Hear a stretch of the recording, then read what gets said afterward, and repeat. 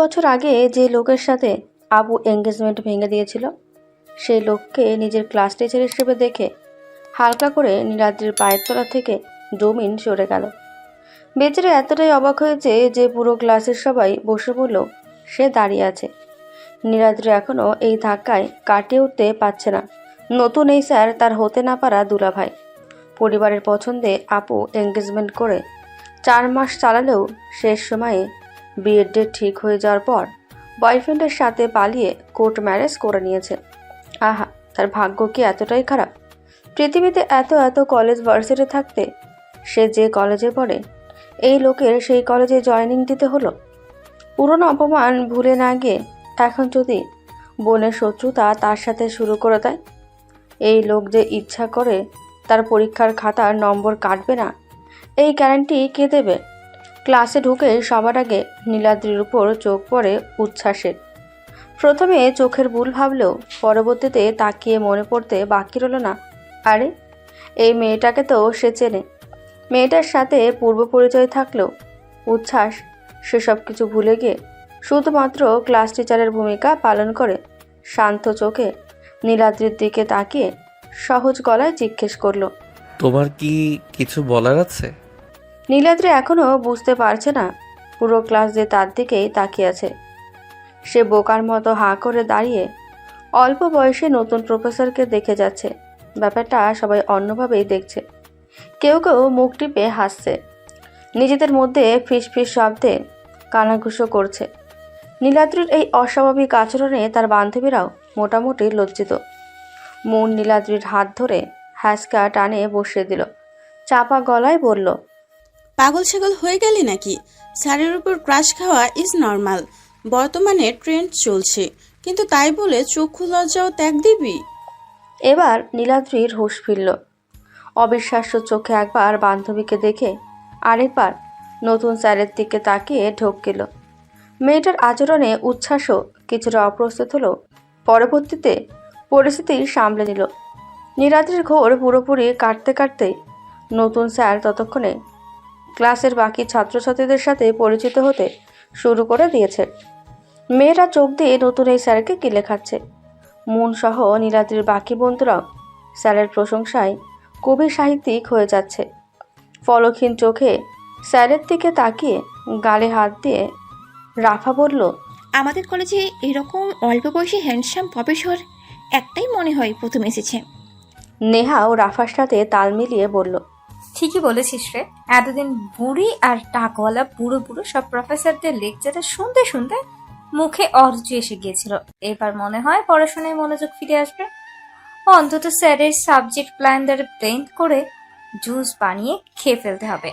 আশঙ্কার কথা মনে করিয়ে দিয়ে বলল, কিন্তু এই স্যার কি পার্মানেন্ট ভাবে এসেছে? কেমিস্ট্রি ক্লাস তো হক স্যার নিত। স্যার অসুস্থ বলে স্যারের জায়গায় এই নতুন ছোকরা কি কিছুদিনের জন্য ক্লাস নিতে আনেনি তো? হক স্যার সুস্থ হয়ে ফিরে এলে ইনি আবার চলে যাবেন।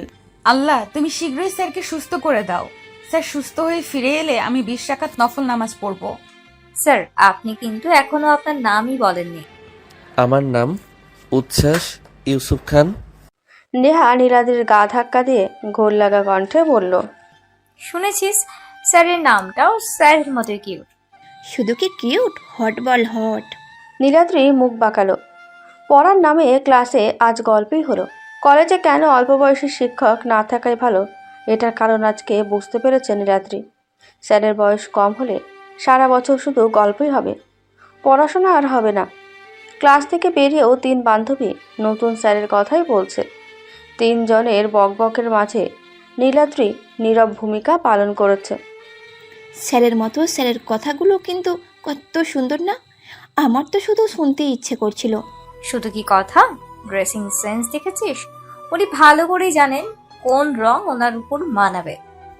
কথাবার্তা, চালচলন, চেহারা, সুরত, কোয়ালিটিফিকেশন সব দিক দিয়েই একটা মানুষ এতটা পারফেক্ট কিভাবে হয় বলতো?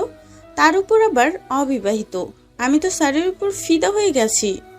নিজেদের মধ্যে এর কথা এখনো শেষ হচ্ছে না। এর মাঝেই মুন দুম করে নীলাদ্রির পিঠে এক কিল বসিয়ে জিজ্ঞেস করলো, সব কথা একদিকে, ক্লাসে স্যারকে দেখে তুই ওইরকম ভ্যাবলামি কেন করছিলি?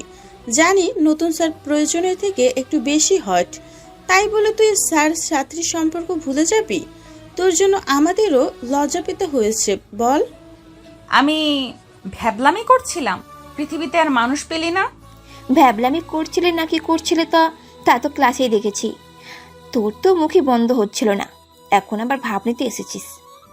মুখ বন্ধ হচ্ছিল না কারণ তোমাদের এই হট হ্যান্ডসাম মিস্টার পারফেক্ট স্যারকে 2 বছর আগে আমার বোন চরম ছ্যাঁকা দিয়েছে। আপুর সাথে এঙ্গেজমেন্টও হয়ে গিয়েছিল, কিন্তু আপু ওনাকে বিয়ে না করে দুলাভাইকে বিয়ে করেছে। নতুন স্যার নীলাদ্রির বোনের এক্স ফিয়ান্সি শুনে তিনজনেরই চোয়াল ঝুলে পড়ল। অবিশ্বাস্য চোখে তাকিয়ে নীলাদ্রির কথা বিশ্বাস করার চেষ্টা করেছে।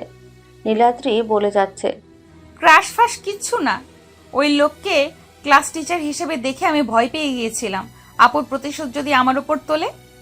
অবিশ্বাস্য গলায় মন বলল, তোর বোন সত্যি সত্যি এই কাজ করেছে? তোর বোন এই কাজ কিভাবে করতে পারলো নীলাদ্রি? তোর দুলাভাই কি উচ্ছ্বাস স্যারের থেকেও বেশি সুন্দর? বিস্ময় কাটিয়ে নেহা কিছু বলতেই পারল না। ওদের সাথে কথা বলতে বলতে নীলাদ্রিও দেখতে পেল ওই লোক অফিসের রুম থেকে বেরিয়ে গেটের দিকে যাচ্ছে। নীলাদ্রি 2 হাত মেলে দিয়ে তিনজনের পথ আটকে দাঁড়ালো। রাফা বলল, কি হয়েছে? একটু পরে যাই। নীলাদ্রির সাথে সাথে ওরাও গেটের দিকে তাকালো। গেটে স্যারকে দেখে নীলাদ্রি দাঁড়িয়ে পড়েছে। তুই কি উচ্ছ্বাস স্যারকে ভয় পাস? ভয় কেন পাবো? তাহলে আগে উনি চলে যাওয়ার জন্য দাঁড়িয়ে পড়লি কেন? ওনার সামনে দিয়ে যেতে কি ভয়? ভয় না। নীলাদ্রি ঠিক বুঝতে পারছে না তাকে নিয়ে ওই লোকের মনোভাব কি। 2 বছর কম সময় না হলেও খুব বেশি সময়ও না। ওই লোক 2 বছর আগের কথা কি এখনো মনে রেখেছে, নাকি অনেক আগে সব কিছু ভুলে গিয়ে তাকে আজ চিনতেই পারেনি? আপুর সাথে বিয়ে ঠিক হলেও হবু দুলাভাইয়ের সাথে তার বেশি কথা হয়নি। 1-2বার মনে হয় সামনাসামনি হয়েছিল। তখন লোকটা কেমন আছো এতটুকুই জিজ্ঞেস করেছে। নীলাদ্রি মাথা নুইয়ে মৃদুস্বরে ভালো জবাব দিয়েছে। এর বেশি কথা কোনোদিনও হয়নি। নীলাদ্রি ভীষণ রকম ইন্ট্রোভার্ট একজন মানুষ। অচেনা কোনো মানুষের সামনেই যেতে পারে না। কথা বলা তো অনেক পরের ব্যাপার। কখনো সে নিজে থেকে কারোর সাথে কথা বলতে পারে না। মানুষের সাথে মিশতে পারা তার যোগ্যতার বাইরে। এখানে এসে ভাগ্য করে মুন রাফা নেহাকে পেয়েছিল। কিভাবে যেন ওরাই নীলাদ্রির সাথে প্রথম কথা বলেছে। বন্ধুত্বের হাতটাও ওরাই আগে বাড়িয়েছে। উচ্ছ্বাসকে গাড়ি করে চলে যেতে দেখল। নীলাদ্রি ছোট্ট একটা দম ফেলল। সামনের দিনগুলোতে কি হবে এটাই ভাবছে। ওই লোকের ক্লাস কিভাবে করবে সে? বিয়ে করবে না জেনেও আপুটা যে কেন এঙ্গেজমেন্ট করেছিল? তোর বয়ফ্রেন্ড আছে, তুই কেন অ্যারেঞ্জ ম্যারেজে রাজি হবি? প্রথমে রাজি হয়ে পরে এমন পাল্টে না খেলেই এসব কিছু হতো না। বাসায় এসে কাঁধ থেকে ব্যাগ ফেলে সোফায় গা এড়িয়ে দিয়েই বোনকে ডাকতে লাগলো। আপু, এই আপু, কি হয়েছে রে? কলেজে নতুন এক প্রফেসর এসেছে। হক স্যার কয়েকদিন আগে অসুস্থ হলো না, স্যারের অবর্তমানে ক্লাস নিবে। জানো কে ওই লোক? তোমার সাথে যার এঙ্গেজমেন্ট হয়েছিল। ক্লাসে ওনাকে দেখে আমার নিজের চোখকেই বিশ্বাস হচ্ছিল না। উচ্ছ্বাস নীলাদ্রির টিচার। নীলাদ্রি ভেবেছিল আপু শখ খাবে, কিন্তু বোনকে উল্টো হাসতে দেখে নীলাদ্রি নিজে শখ পেল। কৌতূহলী গলায় নীলা জিজ্ঞেস করলো, উচ্ছ্বাস তোকে চিনতে পেরেছে? এক্স ফিয়ন্সের নাম শুনে এমন ভাবে খুশি হচ্ছ যেন হারিয়ে যাওয়া পুরনো কোনো বন্ধুর সন্ধান পেয়েছো। তুই আগে বল, উচ্ছ্বাস তোকে চিনেছে? জানি না, জিজ্ঞেস করিনি। নতুন ওই হান্টু স্যারকে ক্লাসের জন্য মেয়েরা আজকে সবচেয়ে বেশি আগ্রহী হয়েছিল। স্যার ক্লাসে ঢুকতেই সকলে একসাথে দাঁড়িয়ে সালাম দিল। নীলাদ্রি যতটা পারল ওই লোকের চোখে পড়া থেকে বাঁচার চেষ্টা করে বান্ধবীদের আড়ালে নিজেকে লুকিয়ে রাখল। সবাই ভেবেছিল গতকালকের মতো আজও গল্প হবে, স্যারের সাথে দুষ্টু মিষ্টি রসিকতা করবে, কিন্তু আজ তেমন কিছুই হলো না। গতকালের তুলনায় আজ যেন এই এক ভিন্ন লোক। দ্বিতীয় দিনেই এত কড়াকড়ি দেখালো যে অতি উৎসাহী মেয়েগুলো একেবারে চুপসে গেল। রাফা বিড়বিড় করে বলল, বেটা আজ নিশ্চিত গার্লফ্রেন্ডের সাথে ঝগড়া করে এসেছে। গার্লফ্রেন্ড আছে নাকি তুই জানিস? থাকলেও থাকতে পারে, এত হ্যান্ডসাম একটা ছেলের সিঙ্গেল থাকার কোনো কারণ দেখি না। চুপ করবি তোরা? হেই ওখানে, হ্যাঁ তোমরা চারজন স্ট্যান্ড আপ। কি কথা বলছিলে? পুরো ক্লাস তাদের দিকে তাকিয়েছে। স্যারের হুকুম মেনে চারজন উঠে দাঁড়ালো। নীলাদ্রি মনে মনে বলল, প্রতিশোধ নেওয়া শুরু করে দিয়েছে। ক্লাস চলাকালীন কি কথা বলার সময়? ক্লাসে মনোযোগ না থাকলে বাইরে গিয়ে কথা বলতে পারো। সরি স্যার, আর হবে না। নীলাদ্রি বাসায় ফিরলেই নীলা বোনের ক্লান্তি মাখা চিন্তিত মুখ দেখে জিজ্ঞেস করলো, কি হয়েছে তোর? কি হয়নি এটা জিজ্ঞেস করো, দোষ তো সব তোমারই। আমি আবার কি করলাম? বিয়ে করবে না তাহলে এঙ্গেজমেন্ট কেন করেছিলে?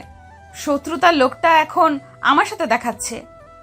উচ্ছ্বাস আবার তোর সাথে কি করেছে? নাম নিবে না ওই লোকের, ক্লাসের সবার সামনে দাঁড় করিয়ে অপমান করেছে। বিনা কারণে নিশ্চয়ই তার করায়নি। একটু কথা বলা এটা নিশ্চয়ই অনেক বড় কোনো অপরাধ না? বোনের ছেলে মানুষই অভিযোগ শুনে নীলা হাসছে। উচ্ছ্বাস কেন ওর সাথে শত্রুতা করবে? ও ওই রকম ছেলেই না। নীলাদ্রি বোনের জন্য তাকে বাড়ি ছেড়ে এসে এত দূর থাকতে হচ্ছে। তার দুলাভাই আর্মিতে আছে। 8 মাস আগে আপুকে এখানে নিজের কাছে নিয়ে আসে। আপুকে নিয়ে আসার ঠিক 3 মাস পরেই আবার দুলাভাইয়ের অন্য জায়গায় পোস্টিং হয়। এবার যেখানে ডিউটি পড়েছে সেখানে আপুকে নিয়ে যাওয়া সম্ভব না। আপু তার শ্বশুরবাড়িতেও ফিরে যেতে চায় না, কারণ আপুর শাশুড়ি এখনও আপুকে মেনে নেয়নি। ছেলের সামনে মহিলা ভালো সাজার অভিনয় করলেও আপুকে অনেক জ্বালায়। আপু যেহেতু শ্বশুরবাড়ি যাবে না, দুলাভাইও এখানে থাকবে না, তাই সহজ সমাধান বের করে বাবাকে বলে তাকে এখানে নিয়ে আসে। যদিও বাবা প্রথমে রাজি হচ্ছিল না, কিন্তু বড় মেয়ের ইমোশনাল ব্ল্যাকমেইলের শিকার হয়ে রাজি হতে হয়েছে। তারও তখন এসএসসি পরীক্ষার রেজাল্ট দিয়েছে, তখনও কলেজে ভর্তি হয়নি। আপু তাকে এনে এখানের কলেজে ভর্তি করিয়ে দিয়েছে। এই মেয়ে, হ্যাঁ তুমি, দাঁড়াও। নীলাদ্রি ভয়ে ভয়ে দাঁড়ালো। এই লোককে দেখতে জিরাফের মতো লাগছে কেন? জিরাফের মতো লম্বা গলা। নীলাদ্রি উপরের দিকে তাকিয়েও মুখ দেখতে পারছে না। মুখ দেখা না গেলেও কণ্ঠ শোনা গেল। ধমক দিয়ে তাকে বলছে, ক্লাসে কথা কেন বলছিলে? ক্লাস কি কথা বলার জায়গা? কান ধরো, কান ধরে বেঞ্চের উপর উঠে দাঁড়াও। নীলাদ্রি ধরপড়িয়ে ঘুম থেকে উঠে বসলো। পাগলের মতো চারপাশে দেখতে লাগলো, কোথায় আছে সে? আর ওই জিরাফ চেহারা স্যার কোথায় গেছে? বোনের পা নিজের উপর দেখে নীলাদ্রি বুঝতে পারল সে এতক্ষণ ঘুমিয়ে ঘুমিয়ে স্বপ্ন দেখেছে। এই স্বপ্ন দেখেই ঘেমে নিয়ে গেছে। নীলাদ্রি বড় একটা ঢোক গেল। কীরকম স্বপ্ন এটা? এখন বাজে কয়টা? ভোর হয়ে যায়নি তো? ভোরের স্বপ্ন তো আবার সত্যি হয়। নীলাদ্রি কাঁদো কাঁদো মুখে বলল, আল্লাহ, আমার বোনের শাস্তি তুমি আমাকে কেন দিচ্ছ? আমি কি দোষ করেছি? ওই লোক আমার পেছনে কেন পড়েছে? নীলাদ্রির কাঁদো কাঁদো মুখ দেখে নীলা তার ঘুম ভাঙার কারণ জানতে চাইল। কি হয়েছে রে? হঠাৎ এমন চিৎকার করে উঠে বসলি কেন? তুমি জানো না কি হয়েছে? আমি একটা খুব খারাপ স্বপ্ন দেখেছি। ওই জিরাফ স্যার। জিরাফ স্যার কে রে? তোমার সেই এক্সপিরিয়েন্সি উচ্ছ্বাস ইউসুফ খান। আমি স্বপ্নে দেখলাম তিনি আমাকে ক্লাসে কথা বলার জন্য কান ধরে বেঞ্চের উপর উঠে দাঁড়াতে বলেছেন। এই সামান্য স্বপ্ন দেখে এত ভয় পেয়েছিস? তুই তো এমনিতেই ইন্ট্রোভার্ট, ক্লাসে কথাই বলিস না। তোর বান্ধবীরা কথা বললেও তুই চুপ থাকিস। উচ্ছ্বাস তোকে কেন কান ধরে দাঁড় করাবে? ভয় কেন পাবো না? স্বপ্নটা যদি সত্যি হয়, ভোরের স্বপ্ন তো সত্যি হয়, আমি কাল ক্লাসে যাবই না। যদি সত্যি সত্যি আমাকে সবার সামনে কান ধরে দাঁড়াতে বলে, তাহলে তো ইজ্জত থাকবে না। সকালের স্বপ্ন সবসময় সত্যি হয় না। আর উচ্ছ্বাস ওরকম ছেলে না। 2 বছর আগের একটা এনগেজমেন্ট ভাঙার জন্য তোর উপর প্রতিশোধ নেবে না। আর নিলেও সেটা তোর বোনের উপর নেবে, তোর উপর কেন? প্রতিশোধ তো আমার উপরেই নেবে। আপু তো এখন তার সামনে নেই। তোমার বদনাম করে সে তো আমার সামনেই এখন নিজেকে মহান সাজাবে। কাল ক্লাসে গেলেই বুঝতে পারবো তুমি আমার সাথে কি করেছো। পরের দিন ক্লাসে ঢোকার আগেই নীলাদ্রি বারবার নিজেকে আড়াল করার চেষ্টা করতে লাগলো। যতবারই উচ্ছ্বাস ক্লাসে ঢোকে ততবারই তার পেটের ভেতরে যেন প্রজাপতি ওড়ে। ক্লাসে ঢুকেই উচ্ছ্বাস গম্ভীর মুখে বোর্ড পরিষ্কার করে চক হাতে নিল। আজকে আর কোনো গল্প নয়, সরাসরি পড়া শুরু। আজকে আমার রসায়নের মৌলিক ধারণা নিয়ে আলোচনা করব। তোমরা কি কেউ বলতে পারো রসায়নের জনককে? প্রশ্নের সঙ্গে সঙ্গে ক্লাসের বেশিরভাগ হাত ওপরে উঠল। উচ্ছ্বাস নীলাদ্রির দিকে তাকালো। কালকের মতো আজও সে তার বান্ধবীদের আড়ালে নিজেকে প্রায় অদৃশ্য করে রেখেছে। উচ্ছ্বাস মৃদু হাসল। নীলাদ্রির এই ভীরুতা তার কাছে বেশ মজাদার লাগলো। হ্যাঁ, পেছনের বেঞ্চের নীল টি শার্ট পরা মেয়েটি, তুমি বলো। পুরো ক্লাসের চোখ ঘুরে নীলাদ্রির ওপর পড়ল। নীলাদ্রি যেন আকাশ থেকে পড়ল। নীল টি শার্ট, সে তো মেরুন কামিজ পরেছে। তার পাশে মুন নীল টি শার্ট পরেছিল। স্যার, আমি তো মেরুন কামিজ পরেছি। ও দুঃখিত, মেরুন কামিজ পরা মেয়েটি, তুমি বলো। নীলাদ্রির বান্ধবীরা চোখ পিটপিট করে হাসতে লাগলো। রসায়নের জনক হলেন জাবির ইবনে হায়ান। ঠিক বলেছ, বসো। বসার পর নীলাদ্রির স্বস্তির নিঃশ্বাস ফেলল, বেঁচে গেল। কিন্তু তার মনে হলো উচ্ছ্বাস ইচ্ছে করে এই ভুলটা করেছে, শুধু তাকে এই ক্লাসের সবার সামনে আনতে চেয়েছে। ক্লাস শেষ হওয়ার পর সবাই যখন উচ্ছ্বাসের প্রশংসা করছিল তখন নীলাদ্রি মন দিয়ে শুনছিল। স্যার আজ পড়াতে গিয়েও কত সুন্দর করে কথা বলছিলেন, যেন কবিতার মতো। দেখলে তো নীলাদ্রি, স্যার তো তোকে কান ধরে দাঁড় করালেন না, উল্টে সবার আগে তোর নাম ধরে ডাকলেন। এর মানে কি জানিস? এর মানে হলো স্যার তোর বোনের প্রতিশোধ তোর ওপরই নেবেন না, উল্টে তোকে একটু বিশেষ গুরুত্ব দিচ্ছেন। হতে পারে উনি তোকে।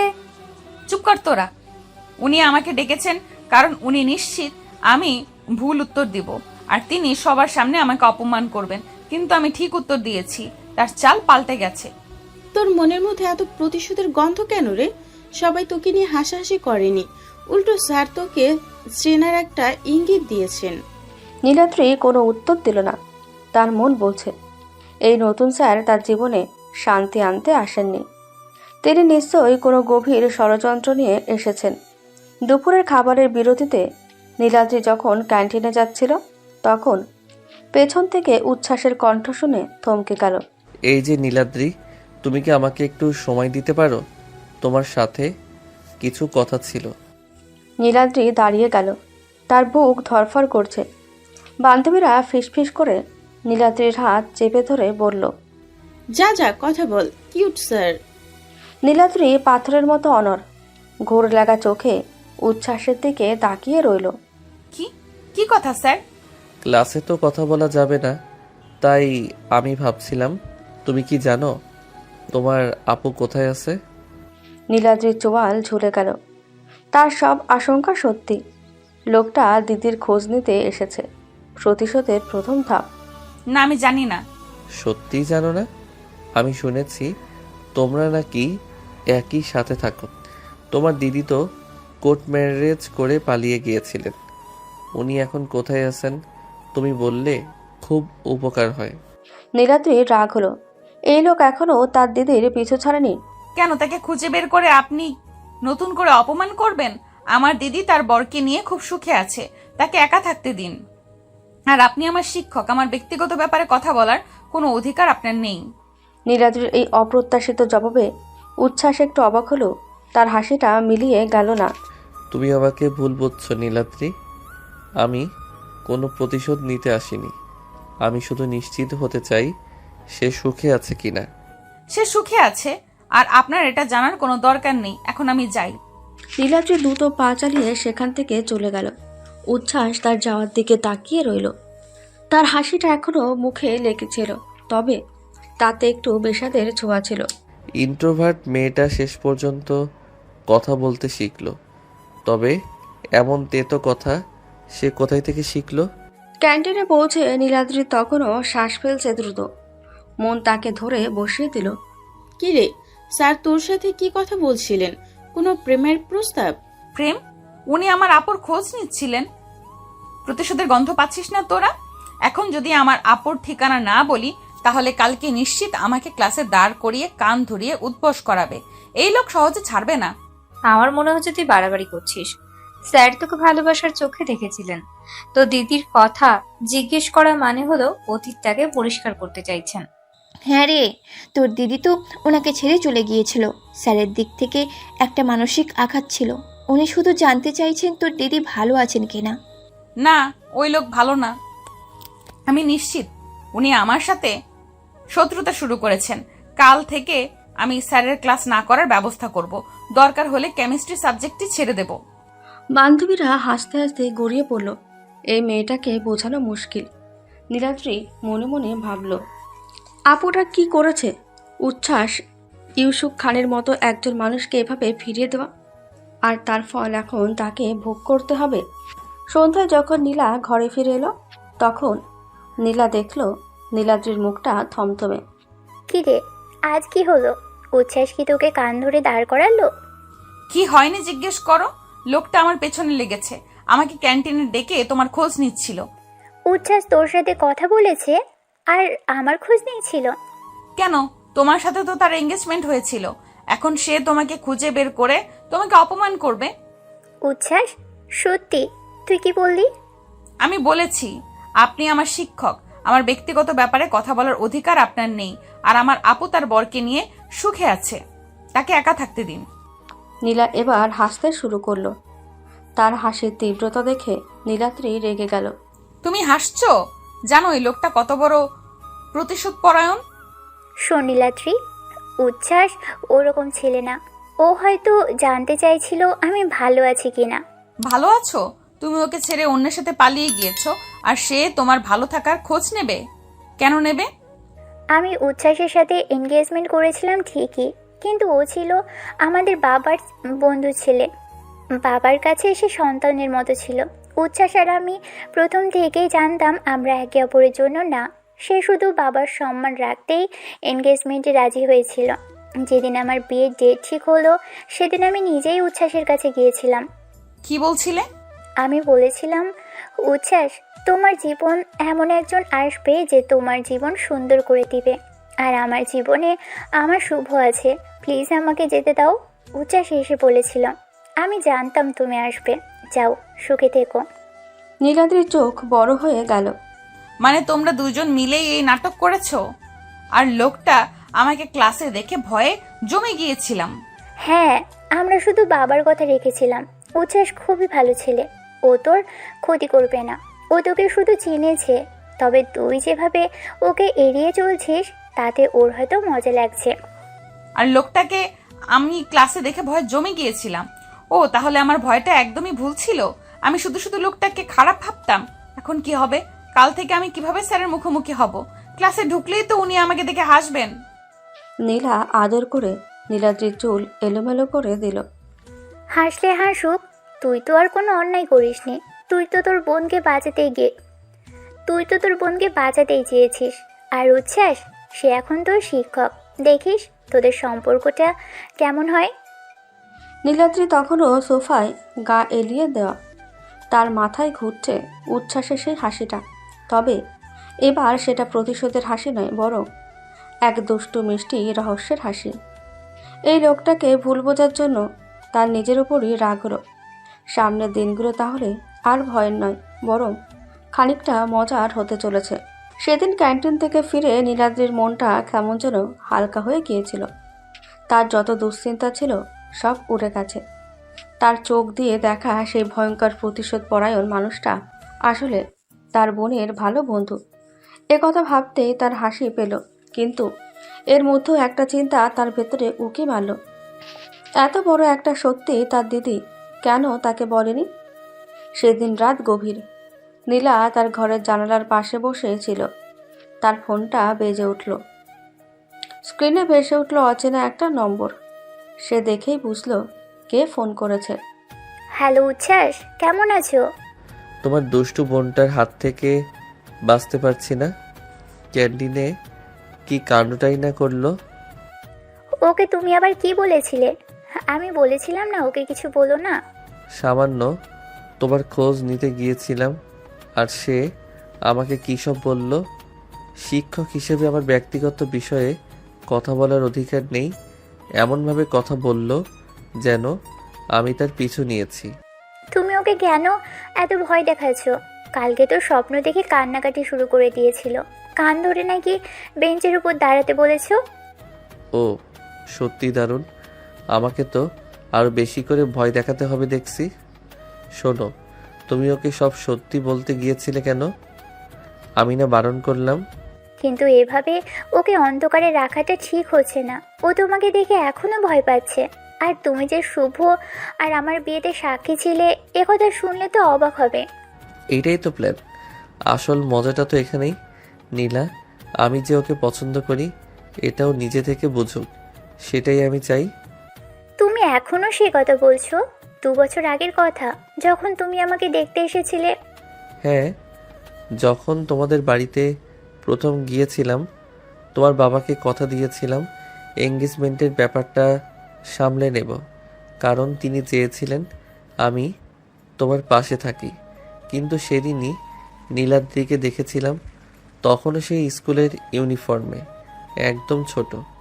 তখন তো আর কিছু বলা যেত না, কিন্তু মনটা তো আর বারণ শোনেনি। তুমি একথা কাউকে জানতে দাওনি, এমনকি আমাকেও না। তোমার মন শুভতে ছিল, আর আমি চেয়েছিলাম তুমি সুখে থাকো। তোমার আর শুভর প্রেমটা তখন তো সবার চোখ এড়িয়ে চলছিল। আমি তো শুধু একটা সেতু হয়েছিলাম, যাতে তোমরা তোমাদের গন্তব্যে পৌঁছাতে পারো। শুভকে খুঁজে বের করে তাকে বুঝিয়ে তারপর তোমাদের দুজনকে নিয়ে কোর্টে গিয়ে বিয়ে দেওয়া, এসব তো আর এমনি এমনি করিনি। আমি তোমার কাছে সারা জীবন কৃতজ্ঞ থাকবো। তুমি না থাকলে কি হতো জানি না। তুমি আমাকে শুধু একটা জিনিসই সাহায্য করো, নীলাদ্রিকে একদম কিছু বলবে না। ও নিজে থেকে আমাকে ভুল বুঝুক, ভয় পাক, আর তারপর একদিন তার সব ভুল ভেঙে যাক। কিন্তু আমি চাই সে স্বাভাবিকভাবে আমাকে দেখুক, একজন শিক্ষক যে কিনা তার বোনের প্রাক্তন বাগদত্তা। তারপর তার মনে যখন আমার জন্য কোনো অনুভূতি জন্মাবে, তখন আমি তাকে সব বলবো। এই নতুন স্যারের প্রতি তার আকর্ষণটা আমি নিজের চোখে দেখতে চাই। উচ্ছ্বাস, তুমি বড্ড দুষ্ট। কিন্তু একটা কথা মনে রেখো, তুমি যদি আমার বোনকে কষ্ট দাও, তবে আমি কিন্তু তোমাকে ছাড়বো না।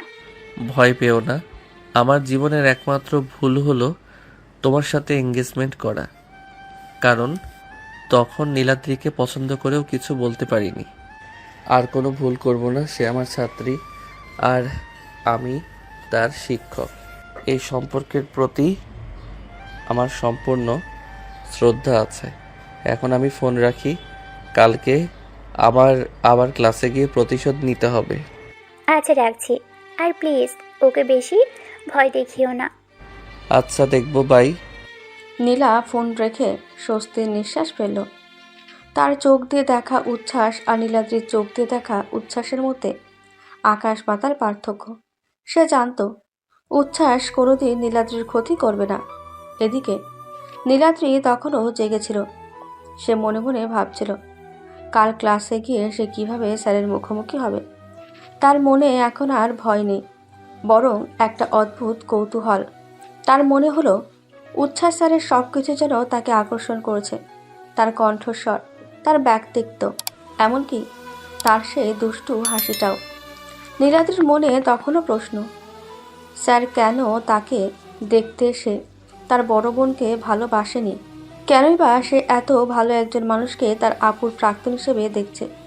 সে জানত না তার আপুর প্রাক্তন বাগদত্তার হৃদয়ে সেই প্রথম দিন থেকে ছিল শুধু তারই প্রতি এক নীরব ভালোবাসা, যা এবার প্রকাশ্যে আসার অপেক্ষায়। আর সে কারণেই উচ্ছ্বাস এমন একটি খেলা শুরু করেছে, যার শেষটা হবে নীলাদ্রির হৃদয়ে প্রেমের জন্ম দেওয়ার মাধ্যমে। পরের ক্লাসে নীলাদ্রি কি তাহলে তার শিক্ষকের প্রতি আলাদা কোনো অনুভূতি নিয়ে যাবে, নাকি এখনও তাকে ভয়ঙ্কর জিরাফ স্যার হিসেবেই দেখবে? পরের দিন ক্লাসে ঢোকার আগেই নীলাদ্রির বুকে আর আগের মতো ধুকপুকানি ছিল না। ভয়ের জায়গায় এখন একটা চাপা কৌতূহল আর কিছুটা লজ্জা কাজ করছে। সে কালকের নিজের আচরণটা মনে করে নিজেই হেসে ফেলল। উচ্ছ্বাস স্যারকে সে কত কী না বলেছে। আমার ব্যক্তিগত ব্যাপারে কথা বলার অধিকার আপনার নেই। কথাটা মনে হতেই তার কান গরম হয়ে গেল। ক্লাসে ভিন্ন দৃশ্য। ক্লাসে ঢুকতে নীলাদ্রি লক্ষ্য করল উচ্ছ্বাস স্যার আগেই এসে গেছেন। তিনি ব্ল্যাকবোর্ডে কিছু লিখছেন। নীলাদ্রি তার বান্ধবীদের সাথে আড়ালে বসলেও আজ আর নিজেকে লুকিয়ে রাখল না, বরং সরাসরি স্যারের দিকে তাকালো। তার মনে হলো উচ্ছ্বাস স্যার আজ যেন আরও বেশি হ্যান্ডসাম লাগছে। বোর্ডের দিক থেকে ঘুরে এসে good morning class. Good morning sir. আজকের ক্লাসে উচ্ছ্বাস গতদিনের মতো কড়াকড়ি বজায় রাখলেন। তিনি ক্লাস চলাকালীন দু একবার নীলাদ্রির দিকে তাকালেন, তবে সে চোখে কোনো তিরস্কার বা প্রতিশোধের হাসি ছিল না, ছিল শুধুমাত্র স্নিগ্ধ মনোযোগ। নীলাদ্রি তুমি দাঁড়াও। নামটা শুনে নীলাদ্রি চমকে উঠল। এতগুলো ছাত্রছাত্রীর মধ্যে স্যার শুধু তাকেই ডাকছেন কেন? তার বান্ধবীরা তাকে কনুই দিয়ে খোঁচা মারল। ভয়ে ভয়ে উঠে দাঁড়ালো। জি স্যার। গত ক্লাসটা কি তোমার কাছে বিরক্তিকর লেগেছিল? তোমার চোখ দেখে মনে হচ্ছিল তুমি যেন অন্য কোথাও ছিলে। না স্যার, একদম না। আমার খুব ভালো লেগেছিল। আমি বরং কি? বরং আমার মনে হচ্ছিল আমাদের কলেজের এই সাবজেক্টে আপনার মতো শিক্ষক খুব দরকার। আপনি খুব ভালো বোঝেন। এই প্রথম নীলাদ্রি প্রকাশ্যে উচ্ছ্বাস স্যারের প্রশংসা করল। তার নিজেরই বিশ্বাস হচ্ছিল না যে সে এত সহজে স্যারের প্রশংসা করতে পারছে। ক্লাসের সবাই একটু হাসল, আর তার বান্ধবীরা তো প্রায় কুপোকাত। ধন্যবাদ নীলাদ্রি, তোমার মনোযোগের জন্য আমি কৃতজ্ঞ। বসো। নীলাদ্রি বসার পর তার দিকে তাকিয়ে উচ্ছ্বাস সামান্য হাসলেন। সেই হাসিতে ছিল এক অদ্ভুত উষ্ণতা যা নীলাদ্রিকে মুগ্ধ করল। ক্লাস শেষ হওয়ার পর বান্ধবীরা নীলাদ্রিকে ঘিরে ধরল। কিরে, তুই তো পুরোপুরি পোল্টি মেরেছিস। কালকে পর্যন্ত যে লোকের নাম শুনতে পারতি না, আর সেই লোকের এত প্রশংসা। দেখলে তো আমাদের হট স্যারের প্রতি তোর ক্রাশটা তাহলে সত্যি। এখন আর বলতে পারবি না যে তুই স্যারকে ভয় পাচ্ছিস। আমি কোনো ক্রাশ ফাশ খাইনি, আর আমি সত্যি কথা বলেছি। উনি ভালো পড়ান। ভালো পড়ান তো ঠিক আছে, কিন্তু তোকে তিনি এভাবে ডেকে প্রশ্ন করলেন কেন? আমাদের এতজন থাকতে এটা কি বিশেষ গুরুত্ব নয়? নীলাদ্রি এবার সত্যি কথাটা বলল। জানিস তোরা, আমার আপু আমাকে সব বলেছে। উচ্ছ্বাস স্যার আর আপু মিলে আসলে বাবার কথা রাখতে এঙ্গেজমেন্ট করেছিল। স্যার আমাকে দেখে প্রথম দিন থেকেই চিনতেন। তিনি নাকি আমার আপুকে আর আমার দুলাভাইকে পালিয়ে গিয়ে বিয়ে করতেও সাহায্য করেছেন। কি সত্যি? তার মানে উচ্ছ্বাস স্যারের মনে হয় তার মানে উচ্ছ্বাস স্যারের মনে কোনো প্রতিশোধ ছিল না, আমরা তাকে ভুল বুঝছিলাম। আর স্যার তোর আপুকে কেন খুঁজছিলেন সেটাও এখন পরিষ্কার। উনি শুধু জানতে চেয়েছিলেন তোর আপু সুখে আছে কিনা। আমি বোকার মতো লোকটাকে শত্রু ভেবেছিলাম। এখন আমার খুব খারাপ লাগছে। কাল ক্যান্টিনে আমি স্যারকে কত খারাপ কথা বলেছি। আরে বাবা, এটাকেই বলে ভয় থেকে ভালোবাসা। তুই ভয় পাচ্ছিলি কারণ তুই জানতি না। এখন যখন জানলি তখন তোর মনে তার প্রতি সম্মান জন্মালো। নীলাদ্রি কিছু বলল না। সে মনে মনে ভাবল, সম্মান নাকি আরও বেশি কিছু তা সে নিজেও জানে না। তবে উচ্ছ্বাস স্যারের হাসিটা এখন তার হৃদয়ে একটা অন্যরকম আলোড়ন সৃষ্টি করেছে। তার মনে হলো স্যারের চোখ দুটো যেন তাকে কিছু বলতে চাইছে, যে কথাগুলো সে শুনতে ব্যাকুল। সেই দিন সন্ধ্যায় নীলাদ্রি এক অদ্ভুত সাহস সঞ্চয় করলো। সে আর ভুল বোঝাবুঝির মধ্যে থাকতে চায় না। সে তার ফোন বের করে উচ্ছ্বাস স্যারের নম্বর ডায়াল করতে শুরু করলো। নম্বরটা নীলার কাছ থেকেই নেওয়া। হ্যালো স্যার, আমি নীলাদ্রি বলছি। ওহ নীলাদ্রি, কি খবর? তোমার কি কিছু বলার ছিল? স্যার, আমার আপনাকে কিছু বলার ছিল। আমি কালকে ক্যান্টিনে যে কথাগুলো বলেছিলাম তার জন্য আমি অত্যন্ত দুঃখিত। আমি জানতাম না যে আপনি আর আমার আপু আসলে। তুমি তোমার আপুকে ভালোবাসো, তাই তুমি ওকে রক্ষা করতে চেয়েছিলে। এতে দুঃখিত হওয়ার কিছু নেই নীলাদ্রি। আমি বরং খুশি যে তুমি আমার বিরুদ্ধে দাঁড়িয়েছিলে। কিন্তু আপনি আমাকে প্রথম দিন থেকেই চিনতেন, তাই না? আপনি ইচ্ছে করেই কি আমাকে ভয় দেখাচ্ছিলেন? একজন শিক্ষক হিসেবে ক্লাসে একটু কড়াকড়ি তো দেখাতেই হয়, তাই না? আর ভয়, সেটা তো তোমার মনে ছিল।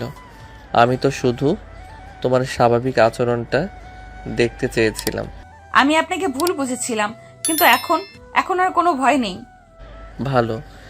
আর শোনো, এখন যখন তোমার কোনো ভয় নেই, তখন তোমাকে একটা কথা বলতে চাই। বলুন স্যার। তুমি জানো, গোলাপি রংটা তোমার উপর দারুণ মানায়। নীলাদ্রি থমকে গেল। গোলাপি রং?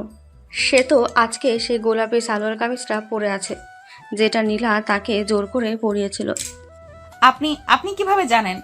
অনুমান করলাম, এখন ক্লাস শেষ, তাই এই আলোচনা করা যেতেই পারে। এখন রাখছি, কাল ক্লাসে দেখা হবে। নীলাদ্রি ফোনটা নামিয়ে ফেলল। তার সারা শরীর উত্তেজনায় কাঁপছে। উচ্ছ্বাস স্যার শুধু তার পোশাকের রঙই নয়, যেন তার মনের ভেতরের রংটাও আন্দাজ করতে পেরেছেন। ভয়ের পর্ব শেষ।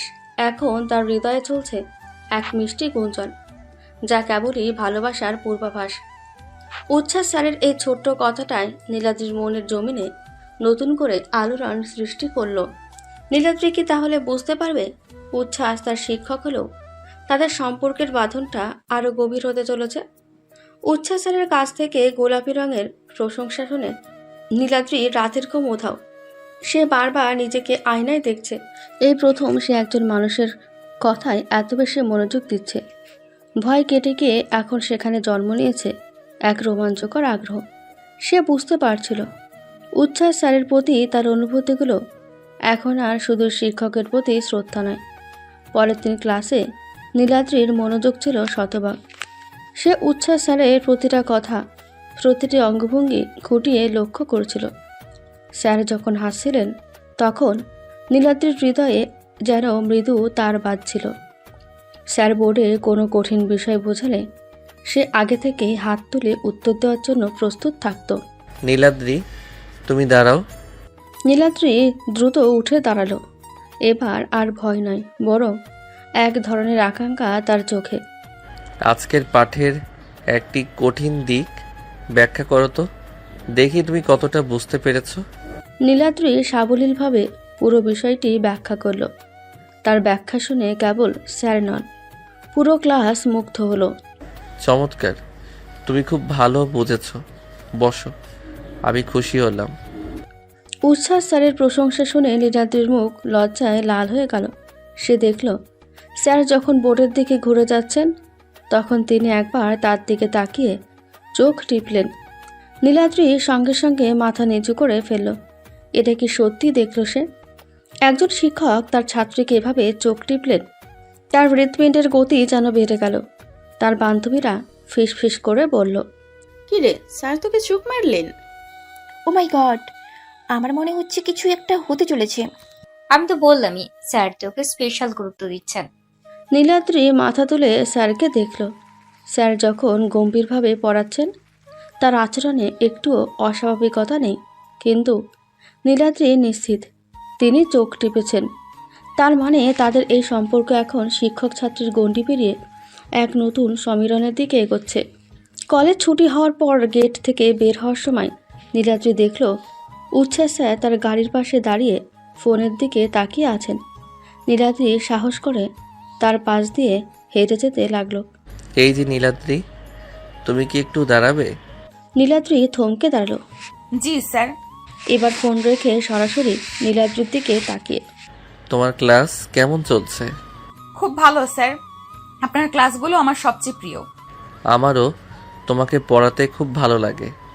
আচ্ছা, আমার গাড়িতে একটা নীল রঙের ফাইল আছে, তোমার ব্যাগ থেকে একটা কলম ধার দেবে, ফাইলটাতে কিছু লিখতে হবে। নীলাদ্রি দ্রুত ব্যাগ থেকে কলম বের করে স্যারের দিকে এগিয়ে গেল। উচ্ছ্বাস ফাইলটা নিয়ে গাড়ির দরজার উপর রেখে তাতে কিছু একটা লিখলেন। এরপর কলমটা নীলাদ্রির হাতে ফেরত দিলেন। ধন্যবাদ, এখন তুমি যেতে পারো। নীলাদ্রি মাথা নুয়ে চলে আসতে শুরু করলো। কিছুটা দূরে গিয়ে তার মনে পড়ল স্যার তো তাকে কলমটা ফেরত দিয়েছেন, কিন্তু গাড়িতে রাখা নীল ফাইলটা তো গাড়ির দরজাতেই রয়ে গেছে। নীলাদ্রি কৌতূহলবশত পেছনে তাকালো। স্যার তখনও ফোনের কথা বলছেন, কিন্তু তার দৃষ্টি নীলাদ্রির দিকে।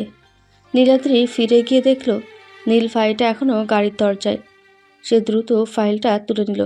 সে ভাবল স্যার হয়তো ভুলে গেছেন। ফাইলটা হাতে নিতে নীলাদ্রি অবাক হয়ে গেল। ফাইলের ওপরে কিছু একটা লেখা। সেখানে তার চোখ আটকে গেল। নীলাদ্রির হাত কাঁপতে শুরু করলো। ফাইলটা হাতে ধরা থাকলেও তার বুকের ভেতর যেন পাখির ডানা ঝাপটাচ্ছে। উচ্ছ্বাস স্যার তাকে ডেটে যাওয়ার প্রস্তাব দিয়েছেন। তার সমস্ত ভয়, সব সংকোচ যেন এক লহমায় দূর হয়ে গেল। তার মনে পড়ল নীলার কথা, উচ্ছ্বাসের প্ল্যানিংয়ের কথা। সে ঘুরে তাকাল। উচ্ছ্বাস স্যার তখনও ফোনে কথা বলছেন, তবে তার মুখে লেগে আছে এক অপেক্ষা আর দুষ্টু হাসি। নীলাদ্রি ধীরে ধীরে হাঁটার গতি কমিয়ে আনল, তারপর একদম থেমে গেল। সে তার মন স্থির করল, ফাইলটা সে আর স্যারকে ফেরত দেবে না। নীলাদ্রি ফাইলটা নিজের ব্যাগে রেখে দিল। এরপর সে সোজা গেটের দিকে হাঁটা শুরু করলো। তার হাঁটার ভঙ্গিতে তখন আর কোনো জড়তা ছিল না, ছিল এক নতুন প্রাপ্তির আনন্দ। উচ্ছ্বাস ফাইলটা ব্যাগে রাখতে দেখে মুচকি হাসলেন। তিনি জানতেন নীলাদ্রি ভয়কে জয় করে ফেলেছে। তাদের শিক্ষক ছাত্রের সম্পর্কটা এখন ভালোবাসার দিকে এক নতুন মন নিল, যেখানে উচ্ছ্বাসের নীরব ভালোবাসা অবশেষে নীলাদ্রির মনেও জায়গা করে নিল। নীলাদ্রির এই হ্যাঁ এরপর উচ্ছ্বাস কিভাবে তাদের সম্পর্কটা আরও এগিয়ে নিয়ে যাবেন।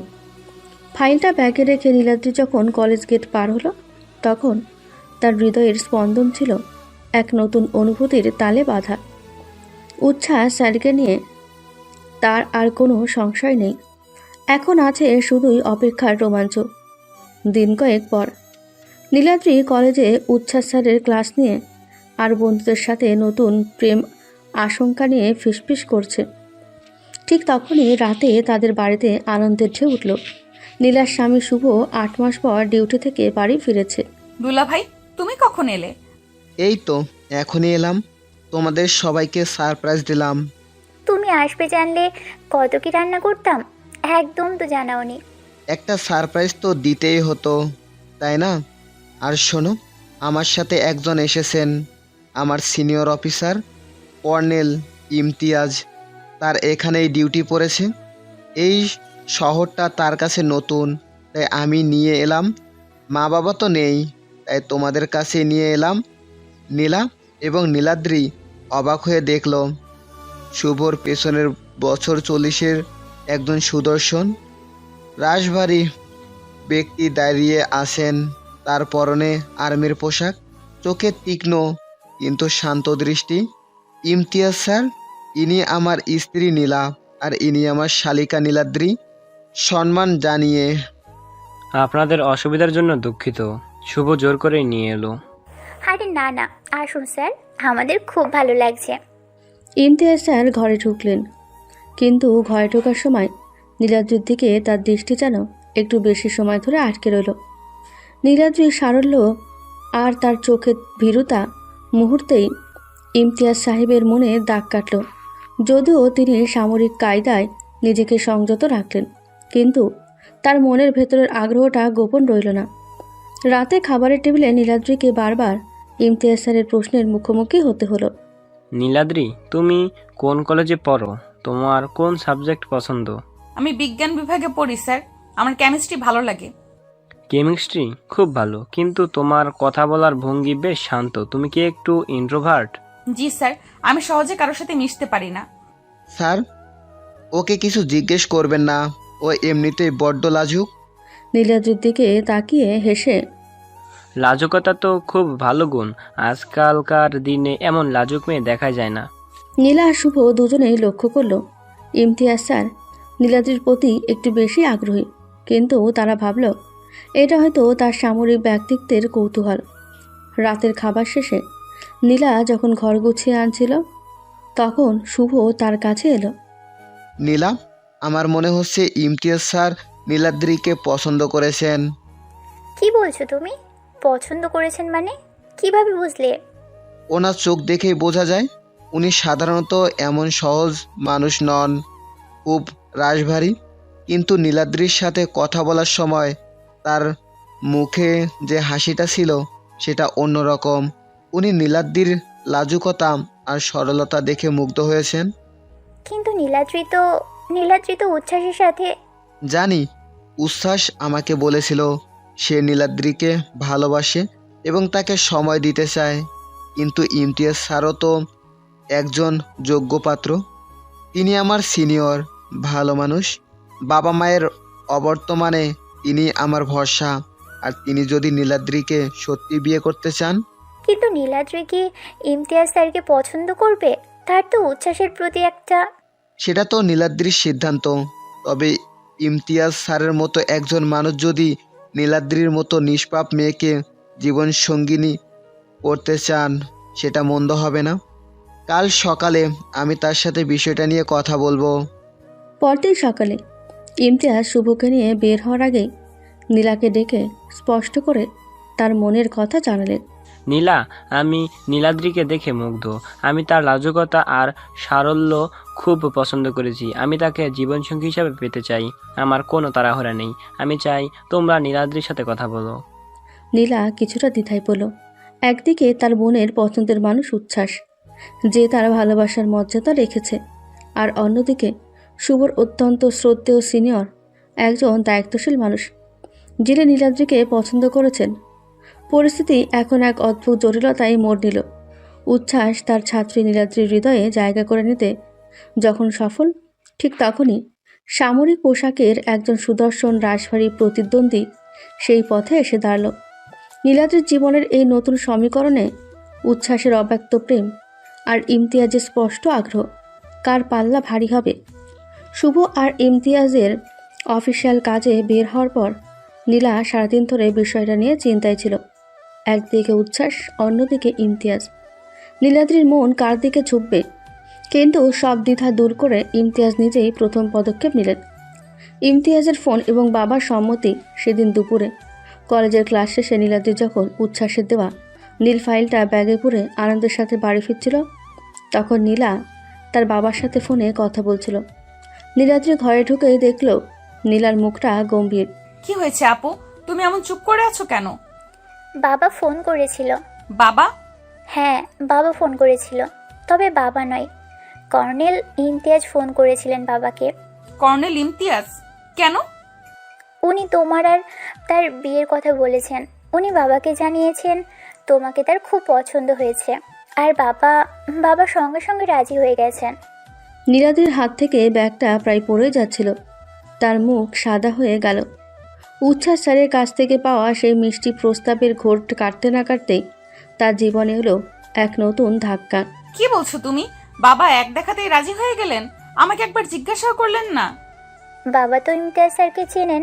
শুভ যেখানে আছে সেখানে ইমতিয়াজ স্যার শুভর বস আর অভিভাবকের মতো। বাবা ভেবেছেন একজন আর্মি অফিসারের সাথে তোমার বিয়ে হলে তুমি খুব সুখে থাকবে, নিরাপদ থাকবে। আর আমাদের সমাজে তো বাবা মায়ের পছন্দই শেষ কথা। কিন্তু আপু, আমার যে অন্য কাউকে ভালো লাগে, বাবা তো জানেন না। বাবা জানেন না যে তোমার ক্লাস টিচারই একসময় আমার বাগদত্তা ছিল, আর তুমি তাকে পছন্দ করতে শুরু করেছ। বাবা জানেন উনি তোমার দুলাভাইয়ের সিনিয়র, একজন প্রতিষ্ঠিত অফিসার। বাবা এমন সুযোগ ছাড়তে চাইছেন না। নীলাদ্রি, উনি তোমাকে কালকে ভিডিও কলে কথা বলতে বলেছেন ইমতিয়াজ স্যারের সাথে। নীলাদ্রির চোখে জল এসে গেল। উচ্ছ্বাস স্যারের প্রতি তার সদ্য জন্ম নেওয়া ভালোবাসাটা যেন অঙ্কুরেই বিনষ্ট হওয়ার পথে। সে ভেবেছিল তার জীবন থেকে ভয় কেটে গিয়ে এবার বুঝি ভালোবাসা এলো, কিন্তু নিয়তি তার জন্য অন্য পরিকল্পনা করে রেখেছে। এখন কি হবে আপু? আমি এখন উচ্ছ্বাস স্যারকে কি বলবো? তিনি আমাকে কফি খেতে যাওয়ার কথা বলেছেন। আমি তো তাকে ফাইলটা ফেরত দেইনি। তিনি তো ধরে নিয়েছেন আমি রাজি। সেই রাতে নীলাদ্রি কোনো কিছুই খেতে পারল না। তার চোখের সামনে বারবার ভেসে উঠেছে উচ্ছ্বাস স্যারের সেই হাসি মুখটা আর ইমতিয়াজ স্যারের গম্ভীর সামরিক চাহনি। কিছুক্ষণ পর নীলাদ্রি সিদ্ধান্ত নিল সে এখনই উচ্ছ্বাস স্যারকে ফোন করবে।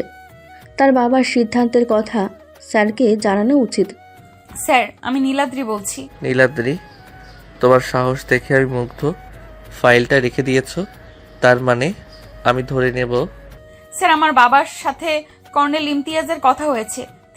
তিনি আমার সাথে তার বিয়ের প্রস্তাব দিয়েছেন, আর বাবা রাজি হয়ে গেছেন। ওপাশ থেকে উচ্ছ্বাসের হাসি মুহূর্তেই থেমে গেল। কি বলছো তুমি? শুভর সেই সিনিয়র অফিসার? হ্যাঁ স্যার, বাবা কালকেই আমাকে তার সাথে কথা বলতে বলেছেন। এখন আমি কি করব স্যার? আমি তো আপনাকে। নীলাদ্রি, শান্ত হও। এটা একটা জটিল পরিস্থিতি। তুমি মন খারাপ করো না। তোমার বাবার সম্মান, তোমার ভবিষ্যৎ সব কিছুই ভাবতে হবে। আমি জানি তুমি এখন কি অনুভব করছো। স্যার, আপনি কিছু একটা করুন না। আপনি তো আমার আপুর বন্ধু। আপনি বাবাকে বলুন। নীলাদ্রি, আমি তোমার শিক্ষক। এই মুহূর্তে আমি তোমার ব্যক্তিগত বিষয়ে তোমার বাবার কাছে হস্তক্ষেপ করতে পারি না। এতে পরিস্থিতি আরও জটিল হতে পারে। তবে একটা কথা মনে রাখবে, আমি তোমাকে কাল কলেজে দেখব। তোমার সিদ্ধান্ত তুমি নিজেই নেবে, কিন্তু তার আগে তোমার হৃদয়ের কথাটা একবার ভাবো। ফোন কেটে গেল। নীলাদ্রি বুঝতে পারল উচ্ছ্বাস সরাসরি এই দ্বন্দ্বে জড়াবেন না, তাকে লড়তে হবে একাই। এক পাশে বাবা দুলাভাইয়ের পছন্দের প্রতিষ্ঠিত জীবন, অন্য পাশে তার হৃদয়ে প্রথম ভালোবাসার অব্যক্ত সম্পর্ক। ভয় কাটতে না কাটতেই নীলাদ্রির জীবনে এলো এক নতুন পরীক্ষা, প্রেম বনাম পরিবারের পছন্দ। নীলাদ্রি কি তাহলে ইমতিয়াজকে মানতে পারবে, নাকি উচ্ছ্বাসের প্রতি তার নতুন অনুভূতি তাকে বিদ্রোহ করতে শেখাবে? বাবার ফোন এবং উচ্ছ্বাসের নীরবতা নীলাদ্রিকে এক তীব্র মানসিক দ্বন্দ্বে ফেলে দিল। তার সদ্য জন্ম নেওয়া প্রেম আর পরিবারের প্রতি কর্তব্য, দুটোর মধ্যে তাকে একটাকে বেছে নিতে হবে। পরের দিন সকালে নীলার সাথে তার বাবার আবার কথা হলো এবং নীলাদ্রিকে বাবার সামনে দাঁড়াতে হলো। নীলাদ্রি, তোর আপু আমাকে সব জানিয়েছে। কর্নেল ইমতিয়াজ তোর জন্য খুব ভালো পাত্র, প্রতিষ্ঠিত, দায়িত্বশীল। তোর দুলাভাই যাকে এত সম্মান করে সে খারাপ হতে পারে না। বাবা, আমি তো এখনো। মা, আমি জানি তুই কলেজে পড়িস, তোর হয়তো অনেক ভবিষ্যৎ আছে, কিন্তু বিয়েটা তোর ভবিষ্যতের জন্য। তোর দুলাভাই আর আমি তোর জন্য যেটা ভালো মনে করেছি সেটাই হবে। তোকে হ্যাঁ বলতে হবে। আমার সম্মানের প্রশ্ন এটা। বাবার এই দৃঢ় সিদ্ধান্তে নীলাদ্রির সমস্ত প্রতিরোধ ভেঙে গেল। বাবার এই দৃঢ় সিদ্ধান্তে নীলাদ্রির সমস্ত প্রতিরোধ ভেঙে দিল। সে কোনোদিন বাবার কথার উপর কথা বলেনি, আজও পারল না। তার চোখের কোণে জল জমলেও সে মাথা নত করে নিল। ঠিক আছে বাবা। এই তো আমার লক্ষ্মী মেয়ে। তোর বিয়ে ঠিক হয়ে গেলে তোর মা তো খুব খুশি হতেন। আমি তোকে বিশ্বাস করি মা। বাবার খুশি দেখে নীলাদ্রির কষ্ট আরও বাড়ল। সে তার নিজের কষ্টের বিনিময়ে বাবাকে খুশি করল, কিন্তু তার মনটা তখন পুরোপুরি বিদ্রোহী। বাবার সম্মতির পরপরই শুভ এবং ইমতিয়াজ পুরো ব্যাপারটা দ্রুত শেষ করার উদ্দেশ্য নিল। যেহেতু শুভ অল্প সময়ের জন্য ছুটিতে এসেছেন, তাই দ্রুততম সময়ে এঙ্গেজমেন্টের তারিখ ঠিক করা হলো। নীলা, বাবা তো রাজি হয়ে গেছেন। ইমতিয়াজ স্যারও চান যত দ্রুত সম্ভব আনুষ্ঠানিকতা শুরু হোক। আমরা পরের শনিবারেই এঙ্গেজমেন্টের তারিখ ঠিক করেছি। হাতে মাত্র 5 দিন সময়। এত তাড়াতাড়ি? নীলাদ্রির সাথে একবার কথা বলো। কথা বলার কিছু নেই, বাবা রাজি। আর নীলাদ্রিও বলেছে ইমতিয়াজ স্যার সব ব্যবস্থা করতে চান। আমি বাবাকে ফোন করে জানিয়ে দিচ্ছি। শনিবার অর্থাৎ মাত্র 5 দিন পর কর্নেল ইমতিয়াজ এবং নীলাদ্রির এঙ্গেজমেন্ট ঠিক হলো। নীলাদ্রির জীবনে যেন সব কিছুই দ্রুত ঘটে গেল, যা তার নিয়ন্ত্রণের বাইরে। পরের দিন কলেজে নীলাদ্রিকে দেখা গেল একদম অন্যরকম। তার মুখে হাসি নেই, চোখে নেই কোনো কৌতূহল। সে চুপচাপ ক্লাসে বসল।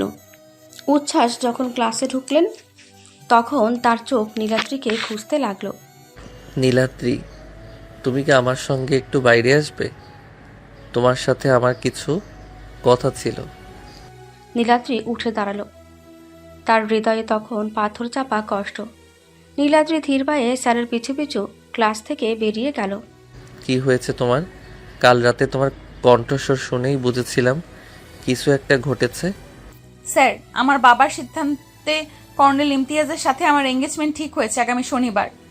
উচ্ছ্বাসের মুখ থেকে সমস্ত রক্ত যেন সরে গেল।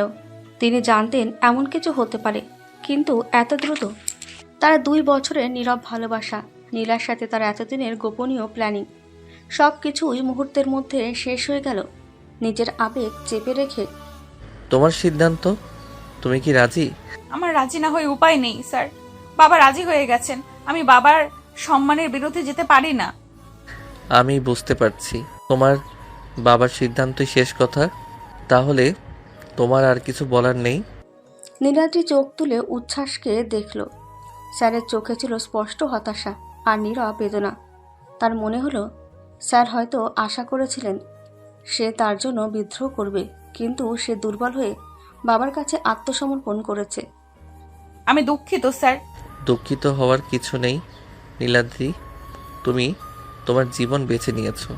তবে মনে রেখো, তুমি ফাইলটা রেখে দিয়েছিলে। উচ্ছ্বাস আর কোনো কথা বললেন না। তিনি ক্লাসে ফিরে গেলেন। নীলাদ্রি সেখানে দাঁড়িয়ে রইল। তার মনের ভেতর এক তীব্র শূন্যতা। সেদিনের পর থেকে ক্লাসে উচ্ছ্বাস এবং নীলাদ্রির মধ্যে আর কোনো বিশেষ যোগাযোগ থাকলো না। তাদের ভয় থেকে ভালোবাসার সম্পর্কটা শুরু হতে না হতেই ইমতিয়াজ এবং বাবার সিদ্ধান্তের কাছে হার মেনে গেল। নির্ধারিত শনিবার কর্নেল ইমতিয়াজ এবং নীলাদ্রির এঙ্গেজমেন্ট সম্পূর্ণ হলো। সামরিক কায়দায় অনুষ্ঠানটি ছিল সুশৃঙ্খল এবং জাঁকজমকপূর্ণ। ইমতিয়াজ সামরিক পোশাকে আত্মবিশ্বাসী এবং সুদর্শন। তার হাতে ঝলমলে হীরের আংটি। নীলাদ্রির হাত শীতল, মুখ ফ্যাকাশে, কিন্তু পরিবারের সম্মান রাখতে সে হাসি মুখে আংটি পরল। চারপাশে বাবা, শুভ আর নীলার আনন্দের ঢেউ। এঙ্গেজমেন্ট শেষে নীলাদ্রি যখন ঘরে একা, তখন তার মনে হলো আনন্দ ছিল না। ইমতিয়াজ স্যারকে তার অপছন্দ নয়, বরং একজন দায়িত্বশীল মানুষ হিসাবে তার প্রতি শ্রদ্ধা আছে। ইমতিয়াজ স্যার তার যত্ন নিচ্ছেন, তার পছন্দের কথা জিজ্ঞেস করছেন, সবই ঠিক আছে, কিন্তু কিছু একটা যেন ঠিক নেই। কোনো কারণ ছাড়াই তার বারবার উচ্ছ্বাস স্যারকে মনে পড়ছে। কেন এমন হচ্ছে? কেন এই আংটিটা হাতে থাকার পরেও আমার মনে হচ্ছে আমি ভুল করেছি?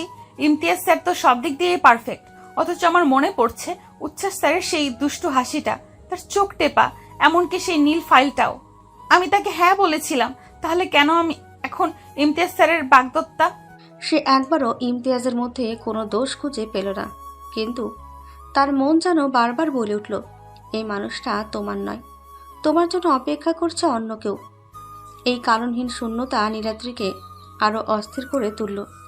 নীলা তার বোনের মুখের দিকে তাকিয়ে বুঝতে পারছিল নীলাদ্রি মোটেও সুখী নয়। তার মন খারাপটা আনন্দের আড়ালে স্পষ্ট। তার চেয়েও বড় প্রশ্ন নীলার মনে, যার উত্তর সে খুঁজে পাচ্ছিল না। উচ্ছ্বাস কেন চুপ? যে মানুষটা 2 বছর ধরে নীলাদ্রির জন্য অপেক্ষা করলো, যে এত পরিকল্পনা করে তার মন জয় করতে চাইল, সে এত সহজে হাল ছেড়ে দিল। রাতে শুভ ঘুমিয়ে যাওয়ার পর ফোন হাতে নিয়ে, উচ্ছ্বাস, তুমি এভাবে কেন মেনে নিলে? কি মেনে নিলাম? তোমার বোনের এঙ্গেজমেন্ট। মজা করো না উচ্ছ্বাস। তুমি আমাকে বলেছিলে তুমি নিজে ওর মনে ভালোবাসা সৃষ্টি করবে। তুমি বলেছিলে তুমি ওকে ভালোবাসো, আর এখন কি করছো? ও ইমতিয়াজের পাকতত্তা। তুমি একবারও বাবাকে ফোন করলে না, বা ওকে একবার জিজ্ঞেসও করলে না। আমি ওর শিক্ষক নীলা, আমি কি ওর বাবার সিদ্ধান্তকে চ্যালেঞ্জ জানাতে পারি?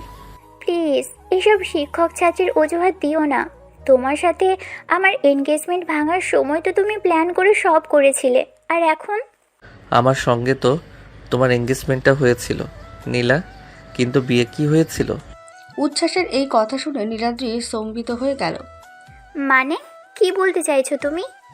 মানে একটাই, নীলাদ্রি তার বাবার কথায় এঙ্গেজমেন্ট করেছে, কিন্তু তার হৃদয়ের কথা তো শোনেনি। আর এঙ্গেজমেন্ট মানেই তো বিয়ে নয়। আর এই শহরে তো আমি শুধু কেমিস্ট্রি টিচার হিসেবে আসিনি, এসেছি ইতিহাসের পুনরাবৃত্তি ঘটাতে। এখন রাখছি, তোমার বোনের দিকে নজর রেখো। ফোন কেটে গেল। নীলা ফোনটা হাতে নিয়ে কিছুক্ষণ স্তব্ধ হয়ে বসে রইল। উচ্ছ্বাসের কণ্ঠস্বরে কোনো হতাশা ছিল না, ছিল এক অদম্য প্রত্যয়। সে বুঝতে পারল উচ্ছ্বাস এত সহজে হার মানেনি, বরং সে অপেক্ষা করছে সঠিক সময়ের জন্য, ঠিক যেমন সে তার আর শুভর বিয়ের জন্য সময় বিয়ের সময় অপেক্ষা করেছিল। উচ্ছ্বাসের অতীতের ঘটনাটিকে সে অস্ত্র হিসেবে ব্যবহার করছে। এঙ্গেজমেন্ট হয়েছে মানে বিয়ে হবে না। নীলা নিশ্চিত হলো যে উচ্ছ্বাস ভেতরে ভেতরে এক গোপন ও সুচিন্তিত পরিকল্পনা সাজাচ্ছে। সে জানে নীলাদ্রির মন ইতিমধ্যে তার দিকে ঝুঁকেছে। এখন শুধু দরকার সঠিক মুহূর্তে এমন একটি পদক্ষেপ নেওয়া, যা শুধু ইমতিয়াজের সাথে নীলাদ্রির বিয়ে নয়, বরং তার বাবার সিদ্ধান্তকেও নমনীয় করে দেবে। নীলাদ্রির এঙ্গেজমেন্ট হয়ে গেছে, কিন্তু উচ্ছ্বাসের আসল খেলাটি এবার শুরু হতে চলেছে। উচ্ছ্বাসের রহস্যময় ইঙ্গিত নীলার মনে এক তীব্র কৌতূহল জাগালো।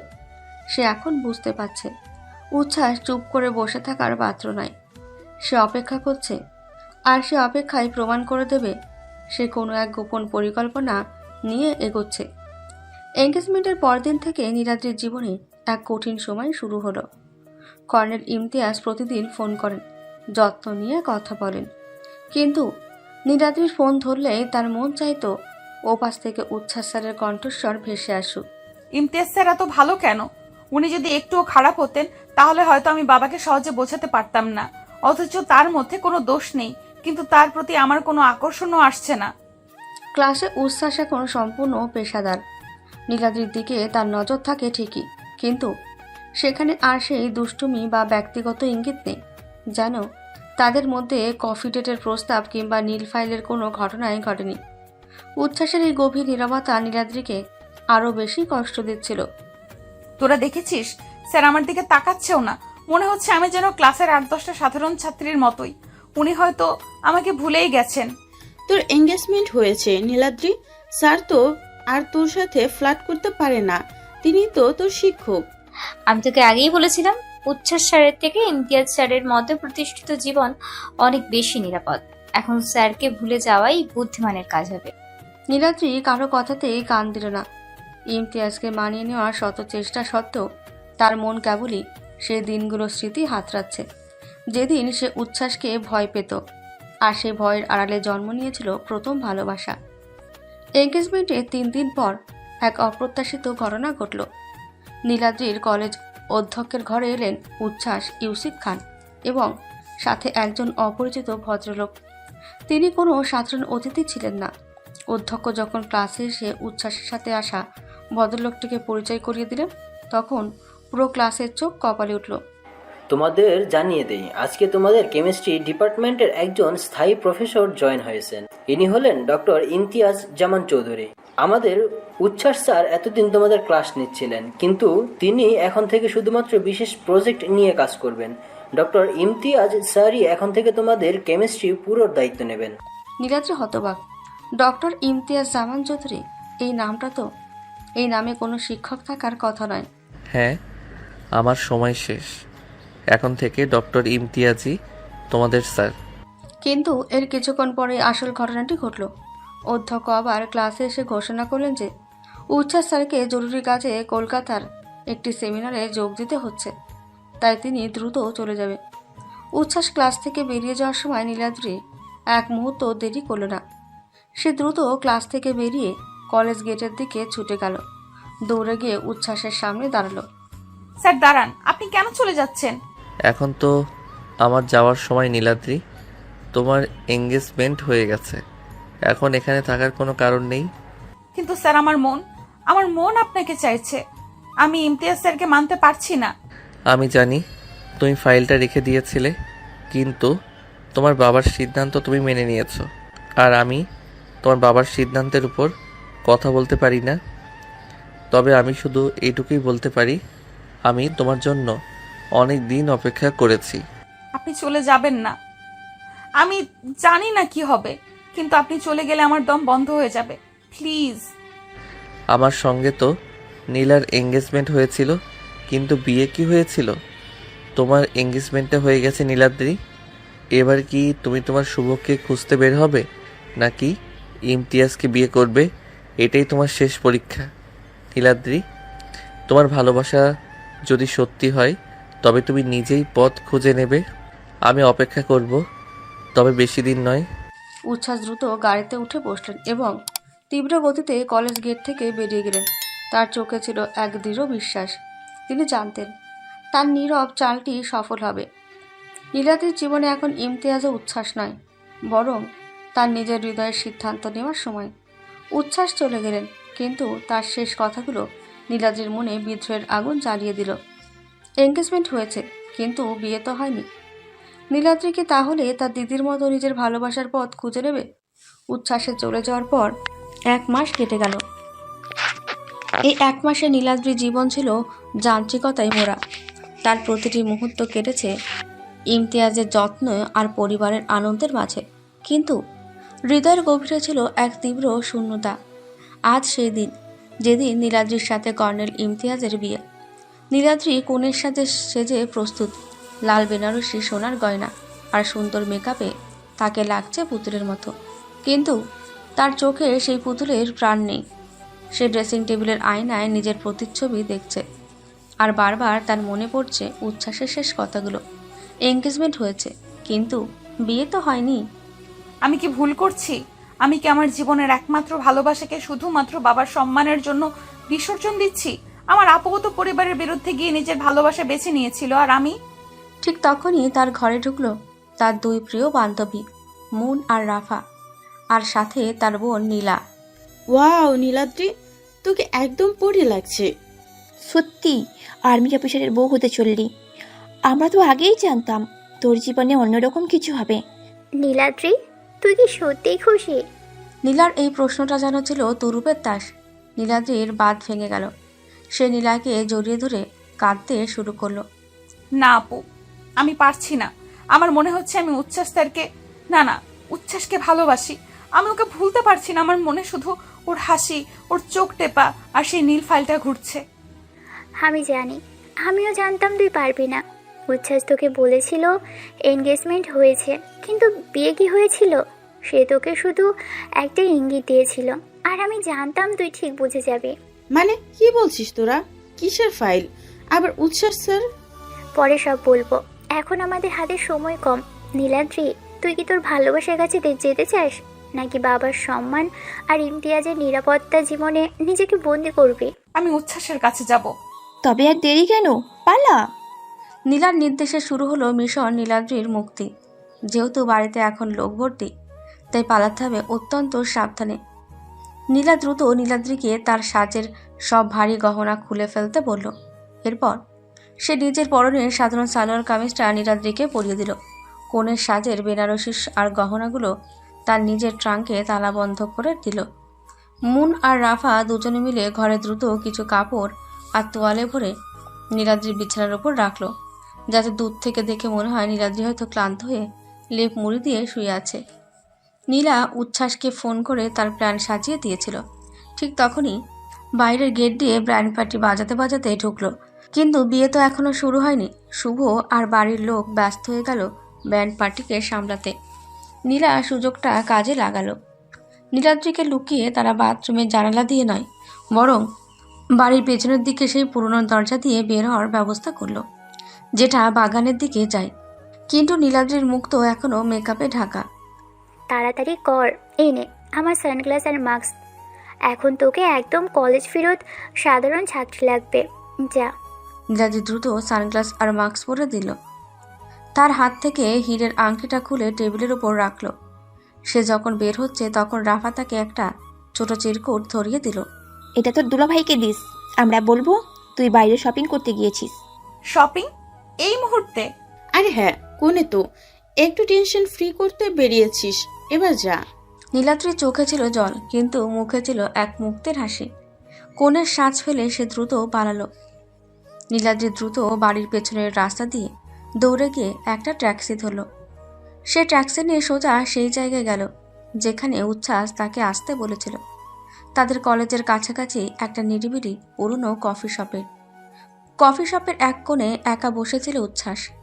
তাকে দেখে মনে হলো সে যেন বহু যুগ ধরে অপেক্ষা করছে। নীলাদ্রি সানগ্লাস আর মাস্ক পরা অবস্থাতেই কাঁপতে কাঁপতে তার সামনে এসে দাঁড়ালো। মাস্ক নামিয়ে হাঁপাতে হাঁপাতে, উচ্ছ্বাস, জানতাম তুমি আসবে তোমার শুভকে খুঁজতে। নীলাদ্রি দেখলো কফির কাপের পাশে নীল রঙের সেই ফাইলটা রাখা আছে। উচ্ছ্বাস তখনও শিক্ষকের সম্মানেই আছেন, কিন্তু তার চোখে এখন স্পষ্ট ভালোবাসা। এঙ্গেজমেন্ট হয়েছে মানেই তো বিয়ে নয়, তাই না? হ্যাঁ, আর এঙ্গেজমেন্ট ভাঙলে তো বাবার সম্মানও থাকে না। এবার কি হবে? বাবার সম্মান থাকবে। তুমি শুধু এই নীল ফাইলটাই তোমার নামটা লিখে দাও। নীলাদ্রি দেখলো ফাইলটার ভেতরে রাখা আছে ম্যারেজ রেজিস্ট্রেশনের কিছু কাগজ। উচ্ছ্বাস যে শুধু অপেক্ষা করেনি, বরং প্ল্যানিংয়ের শেষ ধাপটাও তৈরি করে রেখেছিলেন, তা বুঝতে পারল সে। এই ভালোবাসার কাছে তার সব ভয়, সব দ্বিধা আজ পরাজিত। নীলাদ্রি এই কাগজে নিজের নাম সই করল। বাইরে তখন ব্যান্ড পার্টি বাজছে আর কর্নেল ইমতিয়াজ অপেক্ষা করছেন। কিন্তু নীলাদ্রি এখন নতুন জীবনের পথে। তার ভয় থেকে ভালোবাসার গল্পটা এক দুঃসাহসিক হাসি আর আনন্দের মধ্যে দিয়ে পরিণতি পেল। নীলাদ্রি কফি শপে উচ্ছ্বাসের সাথে ম্যারেজ রেজিস্ট্রেশনের কাগজে সই করার প্রায় ঘণ্টাখানেক পর বিয়ের আসরে যখন শুভ বরযাত্রী এবং ইমতিয়াজকে অভ্যর্থনা জানাচ্ছে, তখনই শুরু হলো আসল নাটক। ইমতিয়াজ সামরিক পোশাকে আত্মবিশ্বাসে উজ্জ্বল, কিন্তু কনের ঘরে তখন চরম বিশৃঙ্খলা। নীলাদ্রিকে লেপের তলায় শোয়ানো আছে ভেবে সবাই নিশ্চিন্ত ছিল, কিন্তু শুভ যখন কনেকে নিয়ে যেতে গেল তখনই বাঁধল গোল। কনের ঘরে ঢুকে নীলাদ্রিকে এবার নিয়ে চলো, ইমতিয়াজ স্যার অপেক্ষা করছেন। হ্যাঁ, তবে ওকে একটু সময় দাও, বাইরে এত গোলমাল, ও একটু নার্ভাস। শুভ যখন কনের পালঙ্কে রাখা কাপড় আর তোয়ালে দেখল তখন তার চোখ কপালে উঠল। নীলাদ্রি কোথায়? এটা কি? হাত থেকে সেই চিরকুটটা শুভর হাতে ধরিয়ে দিয়েই ফিসফিস করে, শান্ত হও, উচ্ছ্বাস ওকে নিয়ে গেছে। শুভ হতবাক। নীলাদ্রির পালানোর খবর মুহূর্তেই গোপন রইল না। প্রথমে নীলাদ্রির বাবা, তারপর ইমতিয়াজ। সবার কানে পৌঁছালো এই খবর। কি বলছো তুমি শুভ? নীলাদ্রি পালিয়েছে? কার সাথে? স্যার, আমি ঠিক জানি না। বাড়ির ভেতরে যখন চরম উত্তেজনা, ঠিক তখনই দরজায় একটি গাড়ি এসে থামল। সেই গাড়ি থেকে নামলো উচ্ছ্বাস ইউসুফ খান, আর তার পাশে সালোয়ার কামিজ আর সানগ্লাস পরা নীলাদ্রি। তাদের হাতে ছিল কিছু কাগজ। উচ্ছ্বাস ধীর পায়ে শুভ আর ইমতিয়াজের সামনে এসে দাঁড়ালেন। তার চোখে সেই পুরনো দুষ্টুমি, কিন্তু মুখে চরম আত্মবিশ্বাস। দুলাভাই, এত ব্যস্ত কেন? কোনে তো এখনই যাবে না? উচ্ছ্বাস, তুমি এখানে কি করছো? আর নীলাদ্রি, তুমি পালিয়েছো কেন? ইনিকে আর আপনি কি নীলাদ্রিকে ভুল বুঝিয়ে নিয়ে গেছেন?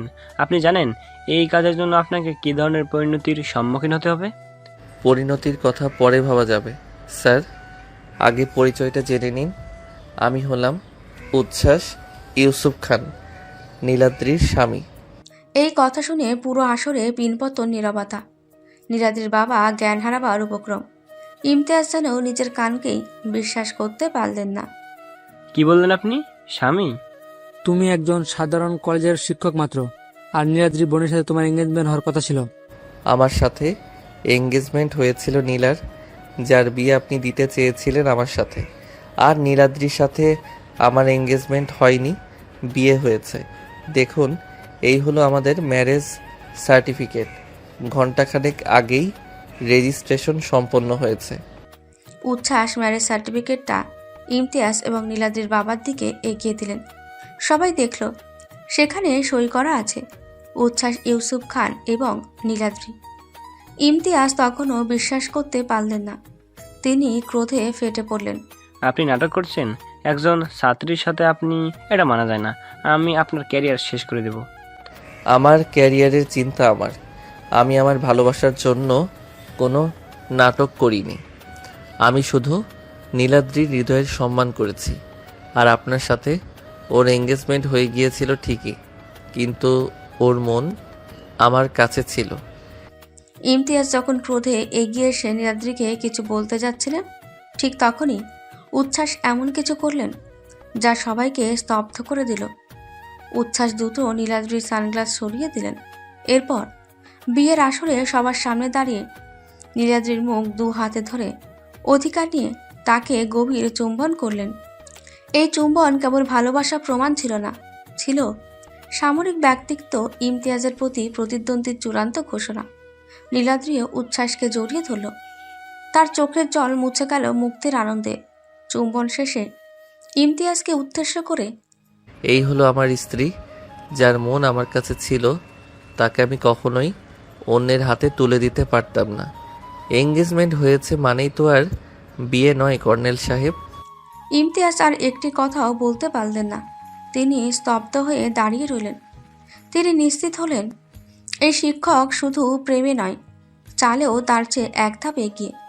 নীলাদ্রির বাবা তখনও হতভম্ব, কিন্তু নীলা আর শুভ এগিয়ে এসে উচ্ছ্বাস আর নীলাদ্রিকে স্বাগত জানালো। এই বিয়েতে তাদের পূর্ণ সমর্থন ছিল। ভয় থেকে শুরু হওয়া নীলাদ্রির গল্পটা অবশেষে প্রেম, সাহস এবং গোপন পরিকল্পনার মাধ্যমে পরিণতি পেল। উচ্ছ্বাসে সেই সাহসী ঘোষণা এবং প্রকাশ্যে চুম্বনের পর বিয়ের আসরে মুহূর্তের জন্য এক নীরবতা নেমে এসেছিল। সেই নীরবতা ভাঙল নীলাদ্রির বাবার কঠোর কণ্ঠস্বর আর শুভর তীব্র রাগ। নীলাদ্রি, তুই তুই এটা কি করলি? তুই আমার সম্মান ধূলিসাৎ করে দিলি, একটা সামান্য মাস্টার। আর তুই উচ্ছ্বাস, তুই আমার বড় মেয়ের সাথে এঙ্গেজমেন্ট ভেঙেছিস, আর এখন আমার ছোট মেয়েকে। বাবার কথা শেষ হওয়ার আগেই শুভ ক্রোধে এগিয়ে এলো। উচ্ছ্বাস, তোমার সাহস হয় কি করে এমন কাজ করার? তুমি জানো ইমতিয়াজ স্যার আমার সিনিয়র অফিসার। আমি তোমার প্ল্যানিংটা জানতাম, কিন্তু তুমি বিয়ে পর্যন্ত গড়াতে দেবে এটা ভাবিনি। আমার ডিউটি, আমার কেরিয়ারের কি হবে? তুমি সব শেষ করে দিলে। তোমার ক্যারিয়ারের কিছু হবে না দুলাভাই, আমি সব সামলে নেব। আর বাবার সম্মানের কথা বলছেন, বাবার সম্মান আমার কাছেও গুরুত্বপূর্ণ। আপনারা সবাই জড়িত ছিলেন? নীলা, তুমি তোমার বোনকে পালাতে সাহায্য করেছো? হ্যাঁ, আমি সাহায্য করেছি। ইমতিয়াজ স্যার, আপনার সব কিছু আছে, কিন্তু ভালোবাসার জোর আপনার কাছে নেই। নীলাদ্রির হৃদয়ের যেখানে শান্তি নেই, সেখানে বাবার দেওয়া নিরাপদ জীবনও মূল্যহীন। তুই আমাকে কি জবাব দিবি? সবাই জানে আজ তোর বিয়ে। এই অপমানের পর আমি মুখ দেখাবো কি করে? উচ্ছ্বাস তখন তার স্বভাবসুলভ শান্ত ও বুদ্ধিদীপ্ত ভঙ্গিতে পরিস্থিতি সামাল দিতে এগিয়ে এলেন। তিনি বাবার কাছে গিয়ে শ্রদ্ধার সাথে বসলেন।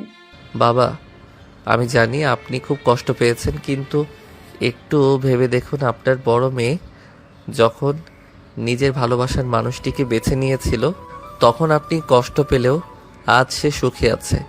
নীলাদ্রিকে যদি ইমতিয়াজ সাহেবের হাতে তুলে দিতেন, তবে আজীবন সে অসুখী থাকতো। আর অসুখী মেয়ের বাবা হওয়াটা অপমানের চেয়েও বেশি কষ্টের। কিন্তু তুমি কেন আমার মেয়ের জীবন এইভাবে বেছে নিলে? কারণ আমি 2 বছর ধরে শুধু অপেক্ষা করেছি বাবা। যেদিন নীলার এঙ্গেজমেন্ট ভাঙলাম, সেদিনই আমি জেনেছিলাম যে নীলাদ্রির সরলতা আমাকে টেনে নিয়েছে। আমি আপনার বিশ্বাস ভাঙতে চাইনি, তাই এত বছর অপেক্ষা করেছি। আর ইমতিয়াজ স্যার, তিনি ভালো মানুষ, কিন্তু নীলাদ্রির হৃদয়ের মানুষ তিনি নন। এরপর নীলা শুভর দিকে ফিরে তাকে বোঝাতে শুরু করলো। শুভ, তুমি একজন আর্মি অফিসার। দেশের প্রতি তোমার যেমন কর্তব্য আছে, তেমনি আমার বোনের প্রতিও তোমার দায়িত্ব ছিল। তুমি কি চাও যে আমার বোন সারা জীবন একটা কম্প্রোমাইজের মধ্যে থাকুক? উচ্ছ্বাসকে তুমি চেনো, ও কোনো দিনও নীলাদ্রির খারাপ চাইবে না। তোমার কেরিয়ারের ভয় পাচ্ছ? তুমি ভুলে গেছো উচ্ছ্বাস ইউসুফ খান শুধু একজন শিক্ষক নয়, সে এই শহরের একজন নামকরা শিক্ষাবিদ। তার সাথে তোমার সম্পর্ক খারাপ হলে সে ক্ষতি তোমার হবে না, বরং অন্যরকম সম্মান তৈরি হবে।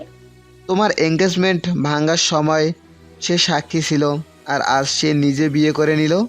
দুলাভাই, আমি তো আগেই বলেছিলাম ইতিহাসের পুনরাবৃত্তি হবে। নীলার এঙ্গেজমেন্ট আমার সাথে হয়েছিল, কিন্তু বিয়ে হয়েছিল আপনার সাথে। আর নীলাদ্রির এঙ্গেজমেন্ট ইমতিয়াজের সাথে হলেও বিয়েটা তো আমার সাথেই হতে হতো।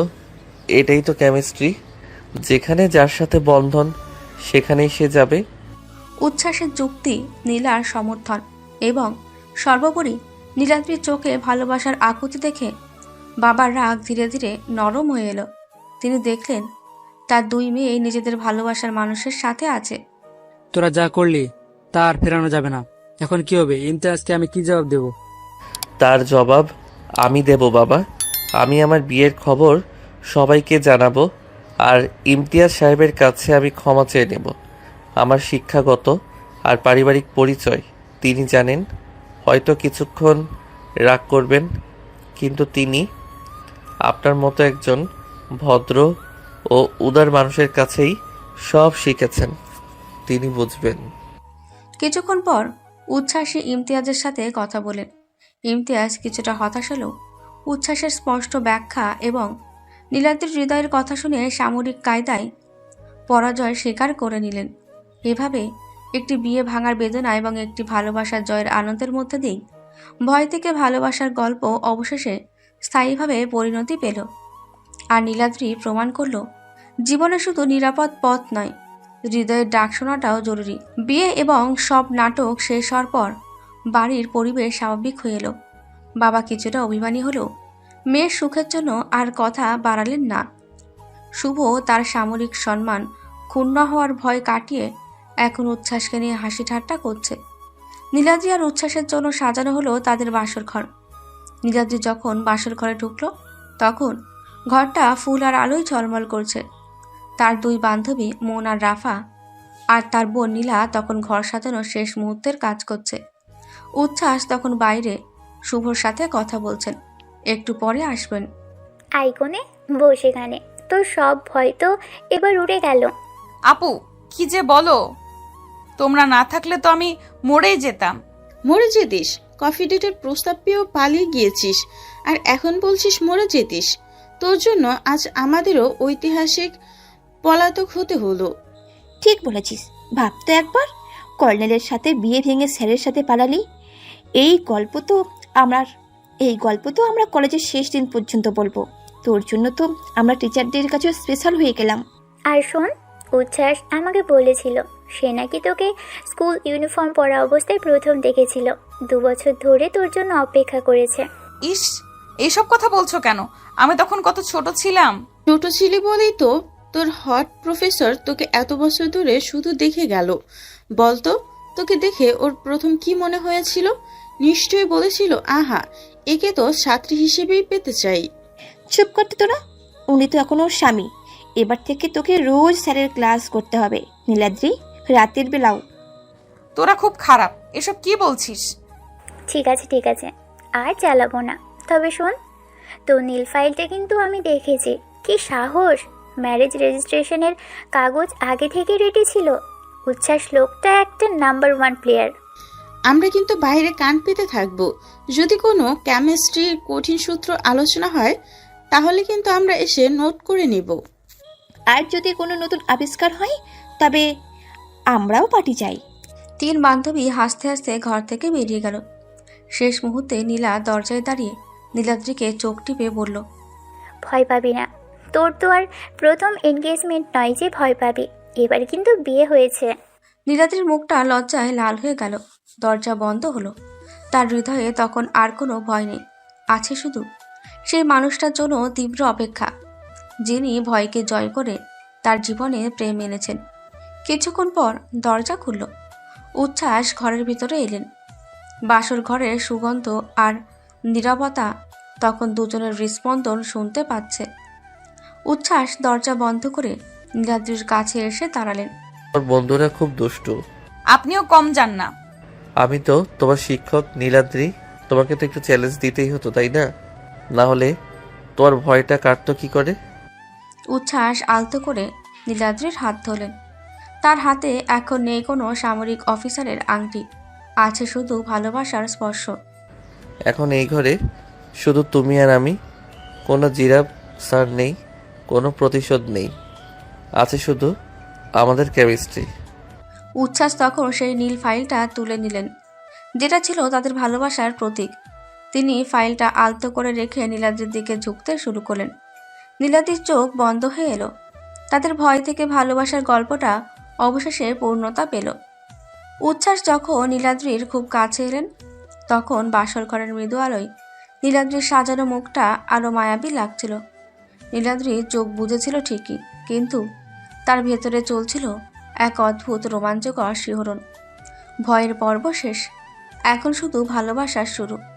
ফিসফিস করে আলতো করে নীলাদ্রির মুখ থেকে কন্যাটা সরিয়ে, আর ভয় নেই নীলাদ্রি, তোমার জিরাফ স্যার এখন শুধুই তোমার উচ্ছ্বাস।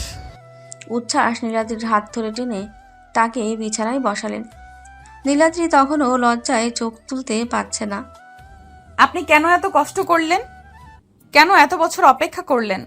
তোমার উত্তরের জন্য আমি তোমার মুখে কোনো না শুনতে চাইনি। আমি চেয়েছিলাম তুমি যখন আমাকে ভালোবাসবে তখন সেই ভালোবাসার জোরে তুমি নিজেই আমার কাছে আসবে। তোমার ভালোবাসার বিদ্রোহ দেখার জন্যই আমার এত অপেক্ষা। আর তুমি তো তোমার বোনের চেয়েও সাহসী। তুমি সরাসরি বিয়ের আসর থেকে পালিয়ে এসেছো। নীলাদ্রি লজ্জা পেল, কিন্তু এই প্রশংসা তার খুব ভালো লাগলো। আপনি না থাকলে আমি পারতাম না। আপনি আমাকে সাহস দিয়েছেন। তোমাকে আমার অনেক কিছু বলার আছে নীলাদ্রি। সেই প্রথম দিন যখন তোমার বাবা আমাকে তোমার বড় বোনের দেখতে এসেছিলেন, আর আমি তোমার স্কুলের ইউনিফর্ম দেখে। উচ্ছ্বাস তখন তাকে 2 বছর আগের সেই প্রথম দেখার কথা বললেন কিভাবে তার নিষ্পাপ মুখ আর সরলতা দেখে তিনি এক রহমায় সিদ্ধান্ত নিয়েছিলেন যে এই মেয়েটির জন্যই তিনি অপেক্ষা করবেন। নীলার এঙ্গেজমেন্ট ভাঙা থেকে শুরু করে শুভ নীলার বিয়েতে সাক্ষী হওয়া সবকিছু ছিল তার ভবিষ্যতের পথ তৈরি করা। আমি কখনো তোমার মনে ভয় সৃষ্টি করতে চাইনি নীলাদ্রি। আমি শুধু চেয়েছিলাম তোমার মনের জমিতে যেন আমি শুধুমাত্র শিক্ষক না থাকি। কথা বলতে বলতে রাত গভীর হলো। বাইরে তখনও ফুলের সুবাস। উচ্ছ্বাস আর নীলাদ্রি দুজনেই ভুলে গেল তাদের মধ্যে থাকা শিক্ষক ছাত্রের সম্পর্ক আর বাইরের পৃথিবীর সব জটিলতা। এখন তারা শুধু দুজন মানুষ যারা একে অপরের। তিনি নিজের পকেট থেকে একটি সাধারণ রূপোর আংটি বের করলেন। এই নাও, এটাই তোমার জন্য। এটা ভালোবাসার চিরস্থায়ী বন্ধন, কোনো সামাজিক চুক্তি নয়। উচ্ছ্বাস গভীর ভালোবাসা নীলাদ্রির হাতে আংটি পরিয়ে দিলেন। সেই রূপোর আংটি যেন হীরের চেয়েও বেশি উজ্জ্বল মনে হলো নীলাদ্রির কাছে। তোমার সব ভয় দূর হয়ে গেছে নীলাদ্রি। এখন শুধু আমার কাছে এসো। আজ থেকে তুমি আমার জীবন সঙ্গী, আমার সব স্বপ্নের সাথী। উচ্ছ্বাস আলতো করে নীলাদ্রিকে কাছে টেনে নিলেন। নীলাদ্রিও 2 হাত দিয়ে উচ্ছ্বাসের কলার চেপে ধরল। তাদের প্রেম, অপেক্ষা আর সাহসের গল্পটা পূর্ণতা পেল সেই বাসর ঘরে। ভয়ের দিন শেষ, শুরু হলো নিরাপদ ও ভালোবাসার এক নতুন জীবন।